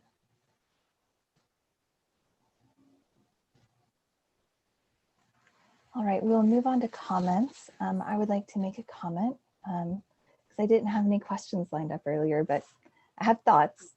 I think with this money, which is one-time funding, the more that we can invest in our staff and families and students in a way that has long-term benefits, the more wisely we're using the money. And so yes, building up staffing when we can is not something that I'm opposed to, but if it was a choice between having a counselor at every school site or training all of our teachers in trauma-informed practices before school starts, I would lean towards the training for all of our teaching staff. And I know those are the hard decisions that the leadership team is going to have to make as they look at this. So my ask is that the lens that is brought to how to implement these many needs that were identified by our schools is that we look at things with the goal of investing in our staff and our students and our families, the parental outreach, in ways that are going to continue to pay forward for years to come, rather than necessarily hiring a whole bunch of extra people for a year and then they're gone, but we haven't actually built up the people who are going to stay in the system for a much longer period of time. And I think the biggest dividends, yes, teachers, but the biggest dividends are going to be in supports for parents. It's going to be in how to support your child's emotional health, how to support them with their schoolwork. There's so much benefit in truly partnering with families. And I think that's going to pay off the longest term for our students. Trustee Blakely.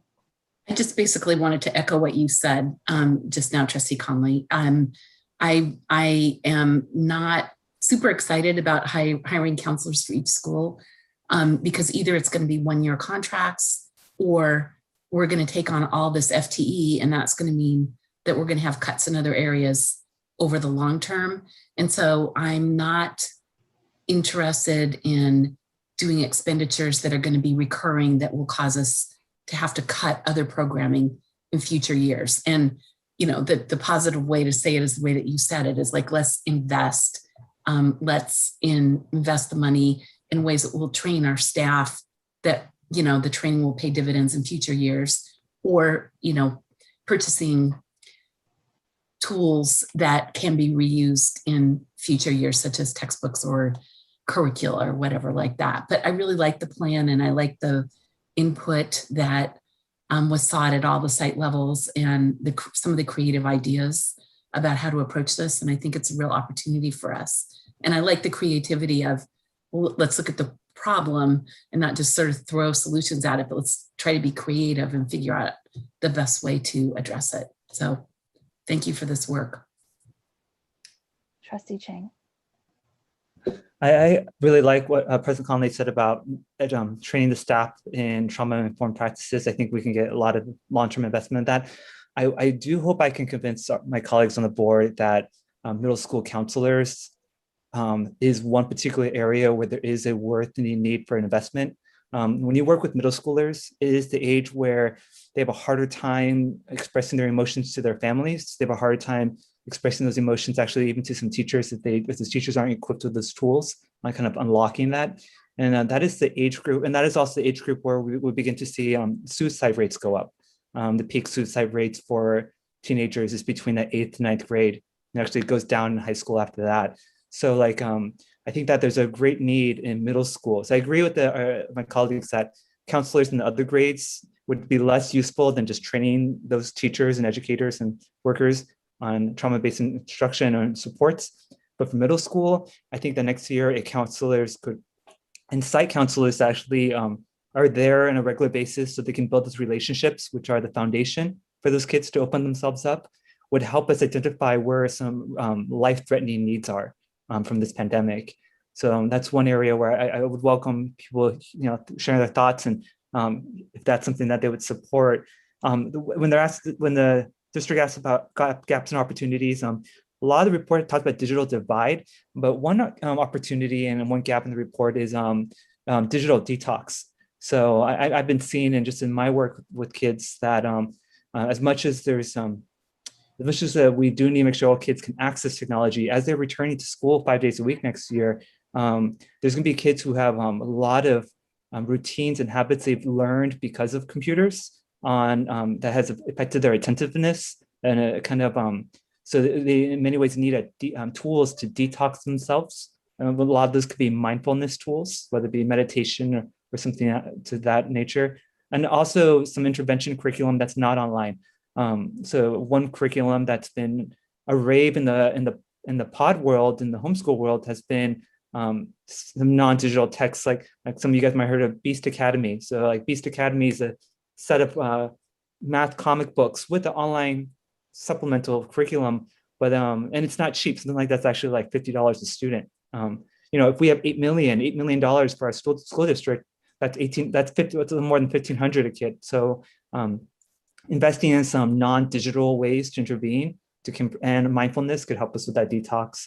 And I just I encourage, if people have time to share, would you support middle school counselors? Because I think that's somewhere where you can't just have chat come in and build when they don't have those relationships. There's something really powerful about a site level person the kids get to know, and staff can often glean tools off that counselor for that particular age group. Are you saying beyond the middle school counselors we already have? We already have one at each site. Well, I'm saying that these sites are too big for just that. I mean, like, I think that somebody who's just brought in particularly just to kind of look to see how our kids are mentally from this pandemic, and maybe not, and I don't know contractually if we're allowed to do short term. I know that our contract requires, I don't imagine this being like a permanent position, but I imagine that next year our middle school counselors will need support in order to really assess where kids are at and provide the tools to help them.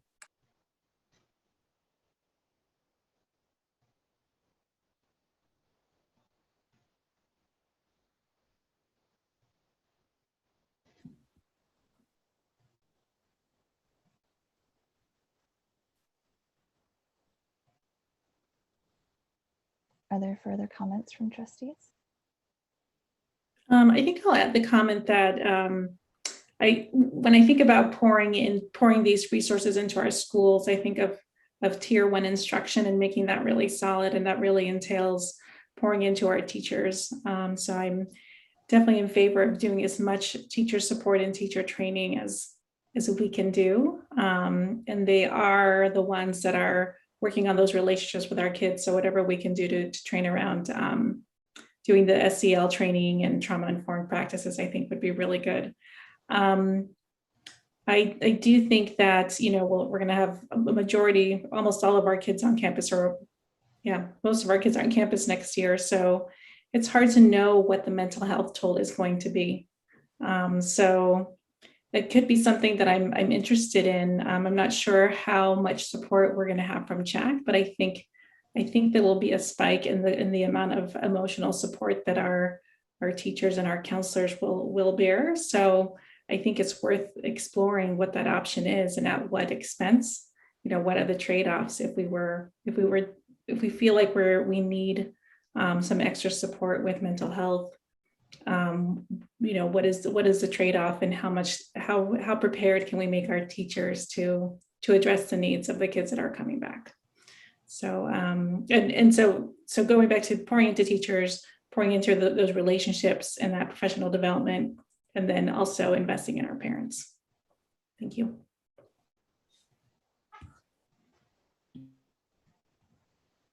I'll just add, I think when we talk about middle school counselors, we do have a counselor at each site who's been building relationships with students for a long time, right? But the needs of the students, we're concerned, may be different than they have been in the past. So I'm also thinking about how do we train and support the counselors we already have to respond to circumstances that may be different than anything they've encountered in our student population before. And I think that's a little bit of where you're going, Trustee Chang, in that it's going to be different than it has in the past, and we know it's an urgent issue. So how do we address it specifically in the middle school setting? I'm not certain what the answer is. I'm not prescriptive about the answer. I'd rather have the school site kind of direct that answer than me, because I'm not on the ground in the school site. But I'm open to how the schools themselves feel that they can address that need, because we know it's there and we know it's important. I'm especially mindful of, the 7th and 8th graders may already have a relationship with a counselor on the campus. but our incoming sixth graders, what a strange year they've had as fifth graders, right? And half of them didn't go back to school this spring. So they will have not been on campus for their entire last year of elementary school and will be transitioning into middle school. So helping, especially those sixth graders, feel connected as they come in, I also think is going to be very important. Yeah. Trustee Chang. Thank you. And it's interesting when it comes to the therapists or counselors in schools that I worked in schools that are very small and very large, and small schools and large schools, the counselors in middle school and sometimes high school, they feel their load regardless. So the caseload, it's like if you add more, it just somehow, like, it just means they reach out to more kids, and it's like they're busy regardless. It's like if you have two, they have a full load. If you have one, they have a full load. And often it's just kind of it's about how much reach do we want to give. And one area where a lot of our colleagues been talking about parent supports, like I wonder if parents next year really are kind of hoping that the district take on more of the heavy carrying, like after a year of so much has been on the parents' backs. I wonder it's less that training that they want and more that they just want they want something lifted. And one area that's kind of training and being lifted is I imagine that parents may want more access, and this may not have to be through the district, but access themselves to therapists or counselors to work with their kids.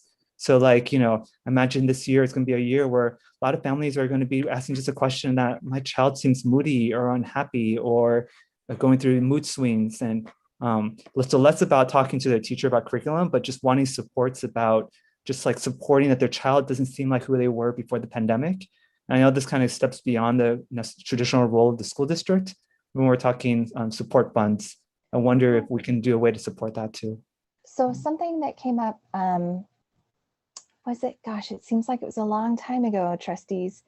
Before, on the previous board, Trustee Chang, we had, because we were actually looking at writing a health and wellness policy. So we had a presentation about mental health in children and looked at the different impacts that we're seeing at different age levels, the way things come up, and then also what are the most effective strategies at different points in a child's life.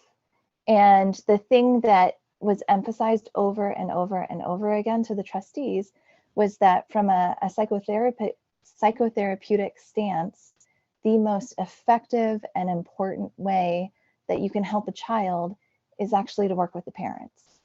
And they said just hands down across the board, every time it came up, that was the intervention that was the most successful for the child, because that's where they're having the most, they're going to spend the most time with those parents in the long term. And those parents are, helping their child develop skills that may be different than what's happening in a classroom.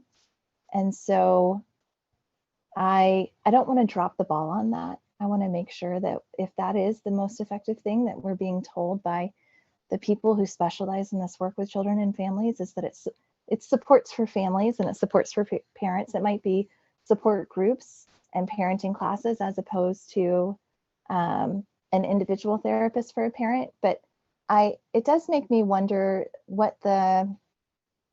I don't know what the communication between our SCEFs, our at-risk coordinators, our counselors are in communication with parents about children's mental health needs.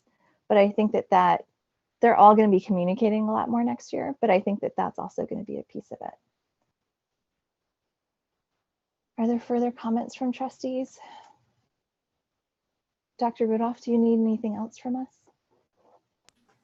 I think I got all the direction I need, and we'll be coming back with some more concrete plans at the next meeting. All right, thank you very much. We will now move on to our last item, item 9C, the summer 2021 programs update, with a presentation from Jeff Chang, our Director of Federal, State, and Strategic Programs. Trustees, should we take a short break? We've been going for a couple of hours and we might need to stand up for just a moment. So let's take a 5-minute break. Mr. Chang, thank you for your patience. We'll come back to you in just a moment. I will see everyone back at 9:16.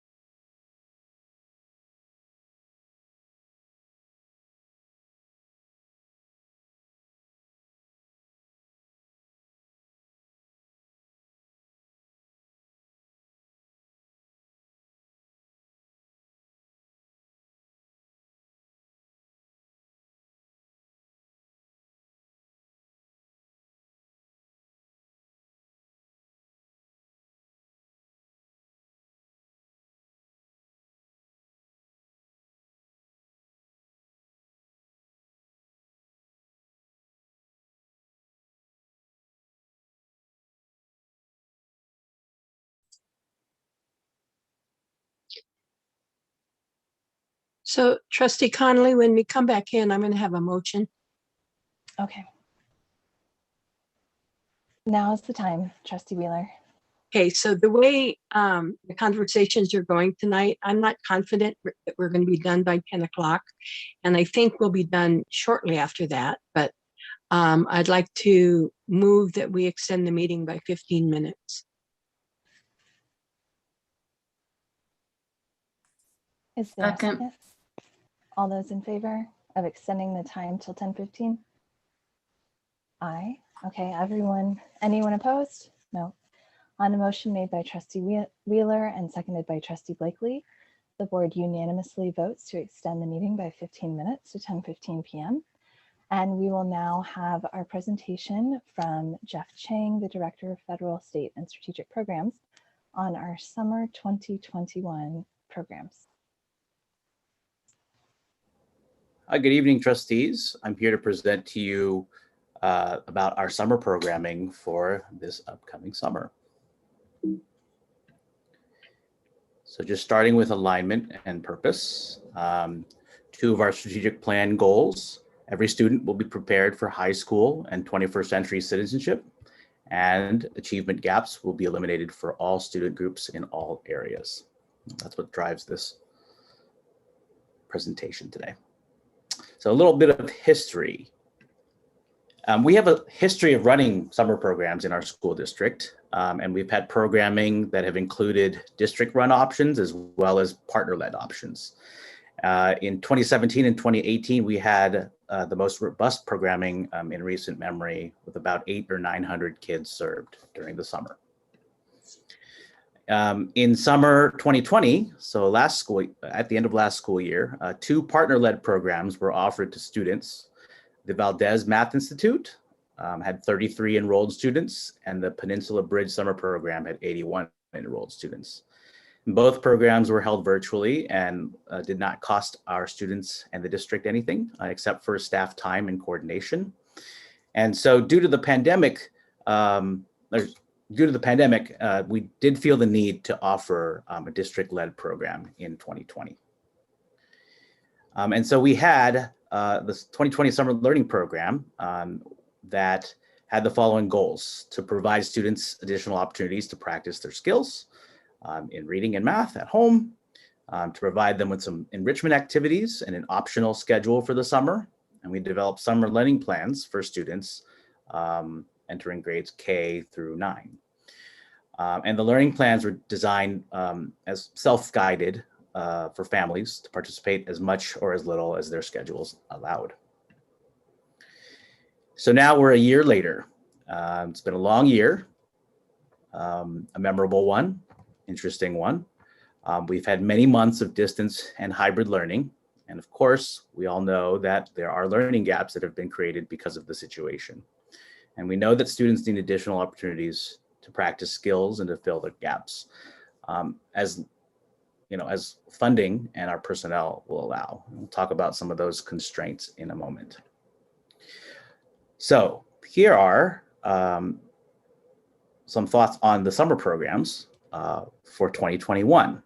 So we are identifying targeted groups, specifically socioeconomically disadvantaged students who are below grade level for our summer programs. Due to the construction happening across the school district, the only available site for on-site programs is Mauna Loma, and also due to COVID restrictions as well. It also limits the number of students that can be transported each day. The current maximum number of students being transported daily is 16. We gave a survey in February of 2021, and it indicated a low interest in teaching summer programs for this year. And we also gave a survey to families from Castro, and we learned that some of them would be willing to drop off and pick up their kids from Mauna Loma, and also others were okay and maybe even preferred a virtual program. We also have the situation where we have additional federal and state funds along with carryover Title I money we had to spend by this September, which will allow us to offer some programs even though no money was budgeted for summer 2021. So a lot of kind of competing different streams to consider. So the summer programs that we are able to bring our kids who need it the most are the following. Elevate Math, and this is a partnership that we've had with Silicon Valley Education Foundation in the past. We'll invite approximately 120 rising 3rd through 8th grade students to support them to be ready for grade level math in the coming year. And this would be a 3.5-hour a day program for 19 days. We also will have intervention an enrichment program for our Title I school, Castro. We'll have 12 classes, half of which will be virtual and half will be in person. This will give students an opportunity to build background knowledge to avoid the learning loss that happens during the summer through STEM instruction. They'll be in class for 4 hours each morning and have an hour of targeted tutoring after lunch for some of them, for identified students who really need it. And we're going to contract this through Olympico Learning. And as mentioned before, the in-person classes will take place at Mauna Loma. We also do, as we have every year, have extended school year for special education students. We have 7 classes for students who require special education and related services in excess of the regular academic year, as indicated in their IEP, in order to attain and maintain their level of self-sufficiency. This will be hybrid, with in-person classes also at Mauna Loma, and it will be for 6 hours a day for 19 days. So Castro and extended school year at Mauna Loma. We're also continuing some of our summer partnerships from the past and exploring some new ones. So first up is the Valdez Math Institute. The intervention program is for incoming 5th through 7th grade students. I should say that's their main target group, but we are inviting kids who are a little bit younger and maybe a little bit older as well, depending on how the sign up goes. It is aimed at helping struggling math students to learn a full year's coursework in 6 weeks, and it's going to be a virtual program. This is a program that in the past has been held at Stanford, but they've been virtual for the last couple of years. And the good news is actually, since this presentation was shared, they have upped our quota to 100 students, so that's great. We also will continue our partnership with Peninsula Bridge. We'll have a little bit more than 81 students in a summer program with a focus on building academic skills and developing critical thinking and level of learning. This program will be held virtually for 3 hours a day for 5 weeks this summer. And it's usually located at various independent school locations around the area. Peninsula Bridge is a longtime partner of many school districts in this area. It's a well-known program. I have to check in with them about whether they're going hybrid or virtual, but this is something that they have done a really good job of for us and many neighboring school districts for many years. So we're very confident in them. We also have a program that was offered to us by St. Francis High School called Ave Crux, and it's aimed at providing academic supports and extracurricular offerings targeting middle schoolers who would be the first in their family to attend college. And it'll be in person at St. Francis High School, and it will be taught by credentialed teachers. And currently, I'm working with the founder of Empoder, Latinas Code. You may remember this program. We had it for a while back in 2016, 2017, around that time. And it went away for a few years, and she wants to bring it back. So we're actively exploring this possibility. We're almost ready to roll it out. We're going to be targeting middle school girls, especially Latinas, to introduce them to the world of computer programming. And we are still in progress and will soon, hopefully, be rolling out invitations. Of course, we have other resources for families that don't get an invitation this summer. We will continue the summer learning plans, revise them from last year and continue them and put the website back up so that we have self-paced learning guides for all of our families to use. Each of the plans, just to review, will include the grade level guidance and links to resources for reading and math, as well as resources to build each student's profile of a graduate traits. And of course, just to remind everybody, we also have our academic practice programs that our district provides. Families will continue to have access to district and school subscriptions to iReady, to Imagine Learning, Raz Kids, Extra Math, Khan Academy, EduTyping, Lexia. There's the whole list. This is not an extensive list, and not all of these are offered at every single school, but we are working with the school offices to make sure that we communicate out all of these available programs for our families to access over the summer. And we are, again, in active discussion with YMCA and Right at School to provide some limited summer childcare, limited simply because of space. And so they'll be operating some full day paid childcare and summer camps as well. So this is just a summary of the planned enrollment. As you can see, the numbers actually have changed since this presentation was first shared with you. So I mentioned already Valdez has gone up from 75 to 100. And I actually just got an update from St. Francis that they've now enrolled 38 of our students, up from 12, which is great. So in total, I added all this up, and we're going to have actually, even in a year where we are not offering a, technically a district run general summer program, we still have over 600 students that we're going to be serving. So it's 13% of our school population. And here's just the kind of summary of costs. Elevate is costing us $8,000 per class of students. Extended school year, we're estimating it will cost us $100,000. Castro, just under $200,000. Valdez, $15,000. And then we have some summer administrative and clerical support from our lead teacher and a summer school secretary for a total cost of about $370,000. So again, coming back full circle, things to consider.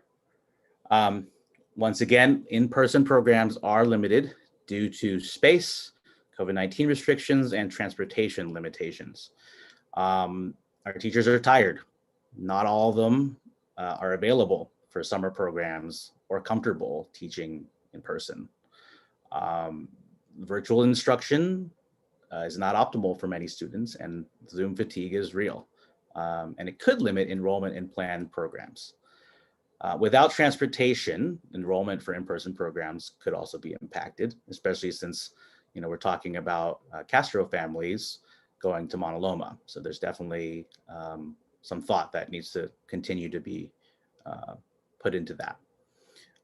The gaps, it's really important to point out that 19 days in the summer is not going to be sufficient for closing the gaps that have occurred during distance learning. It may help the kids that need it the most, but the work, as Dr. Rudolph presented earlier, the heavy work really lies ahead in the next school year.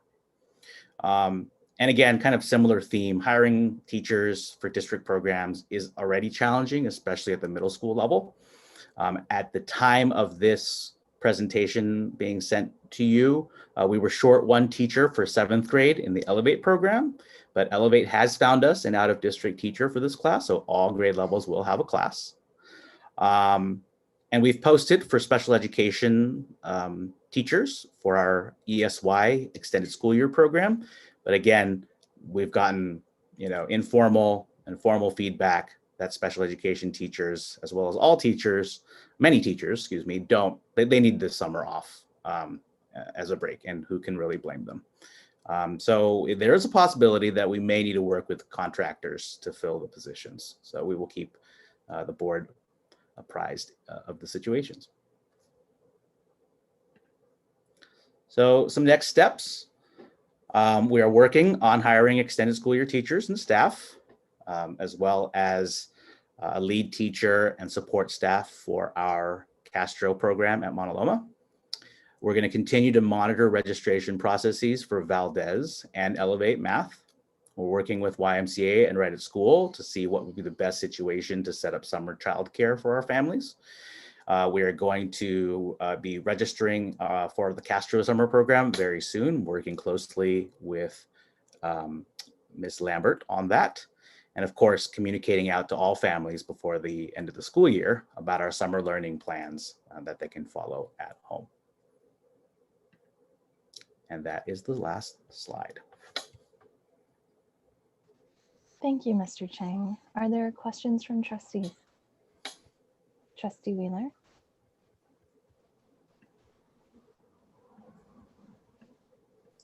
There you go. Okay, so I have 3 questions. One is, will you put up slide 10 again?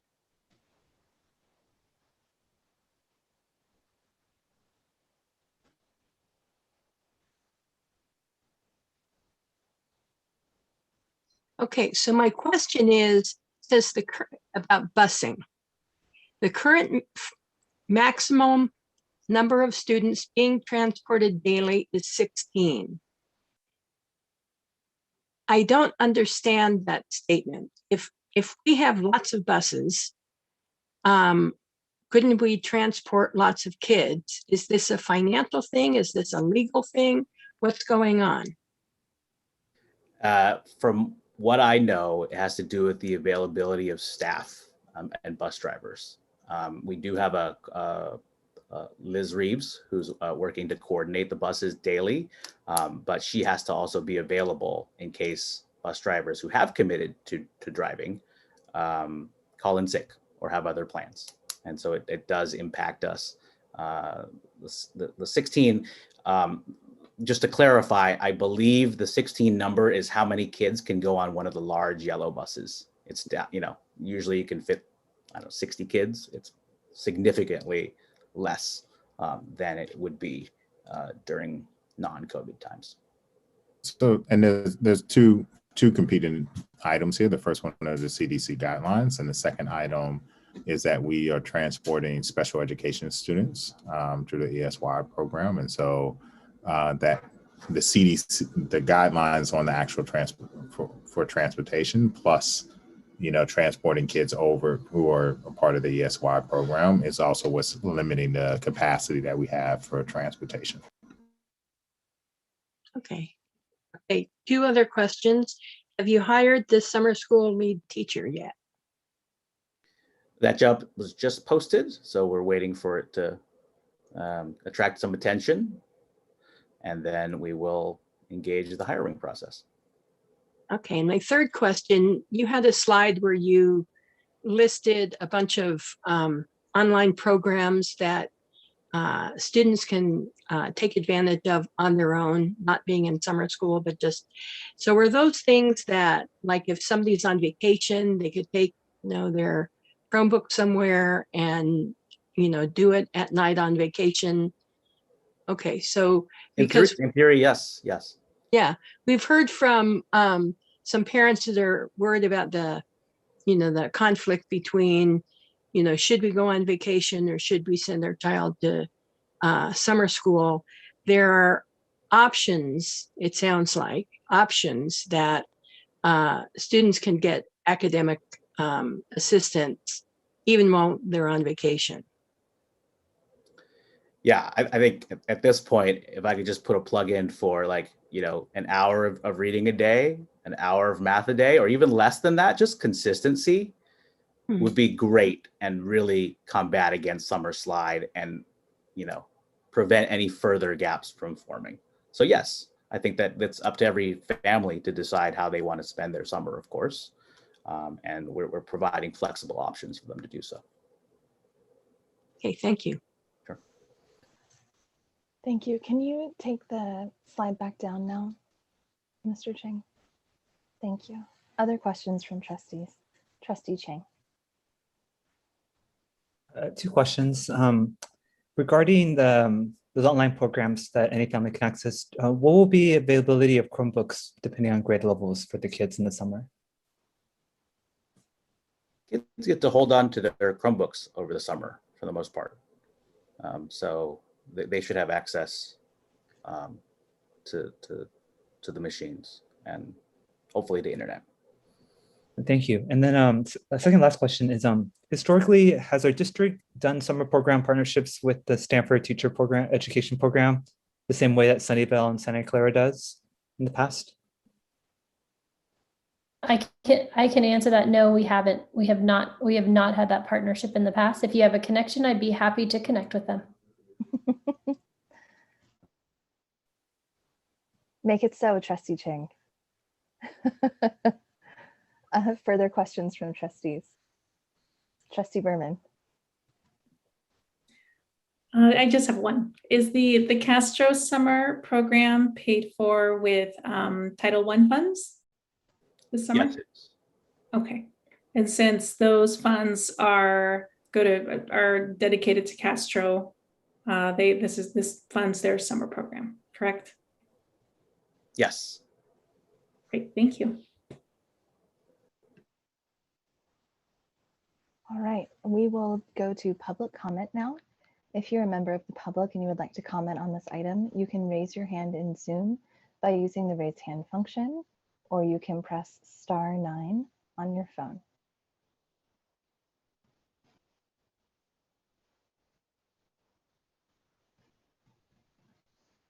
We appear to have one public comment, so you will have 3 minutes, Ms. Pewitt.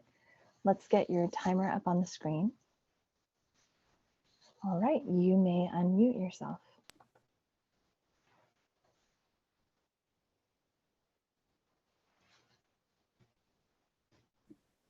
Can you hear me? Yes. Great. I was just talking away.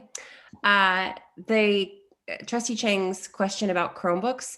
Last year, the students' access to some of their online digital resources like RazKids or Epic Books, or like this year we're using Prodigy Math. At some point they lost that access or it was reset.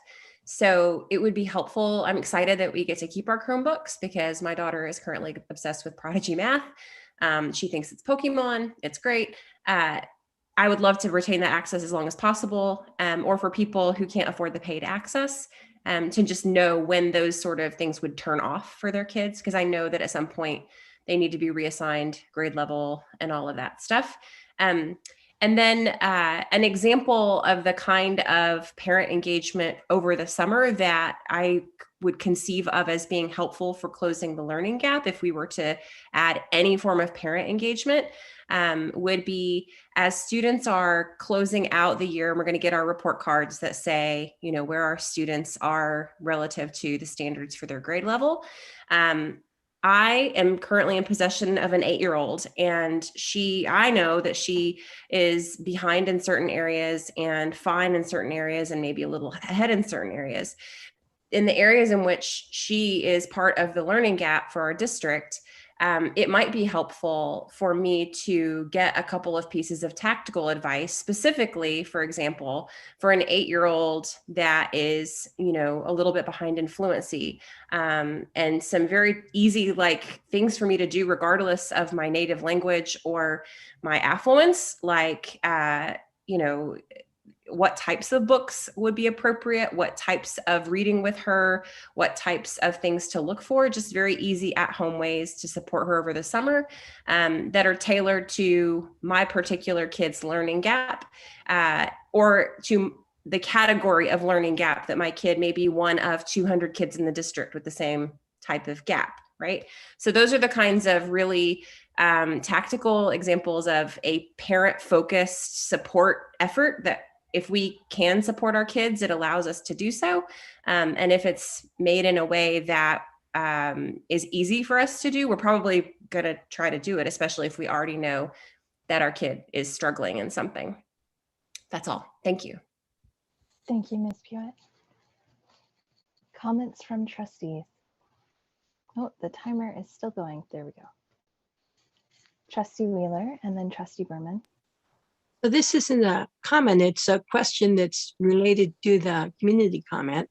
Do we send kids home with reading lists, like recommended books to read over the summer?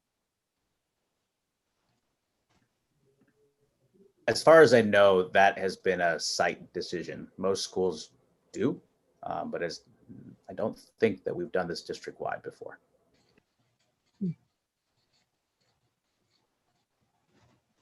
Trustee Berman. So thank you for putting this this list together, or these programs together for our students. And I know that these 19 days of summer school or summer programming won't be enough, but I know that yeah, it'll help prevent that, a little bit of that summer slide.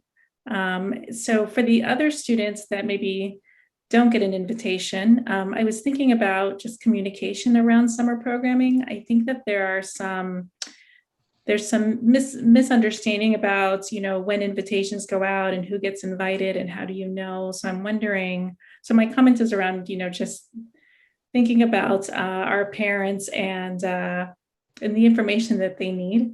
So I don't know if it's like setting up an FAQs page so that they understand if their child is invited, when they should hear, and if their child is not invited, just some alternate activities that they can do. And similar to our community comment, it relates to something that I was thinking about, is that you know, our parents, I know, really want to help and just don't always know how. So just some sort of infomercial for our families in English and Spanish that really helps explain how they can leverage access to these programs and do the academic practice program, the summer learning plans. So all of those that they are going to have access to, just letting them know what's going to work for what can really work for their child. And I know that if we can make sure that they can access that information in a really clear way, I'm sure that we have many parents that will make sure to do it. I know, I almost wish there was another parent-teacher conference at the end of the year to send everyone off into the wilderness with a learning plan for their student over the summer. Yeah.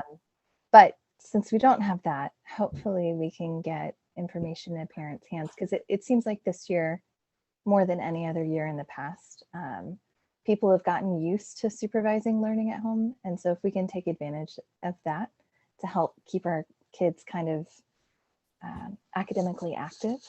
Right. And I think it was, sorry, you know, we're having a conversation. I think it was in the Montaloma plan.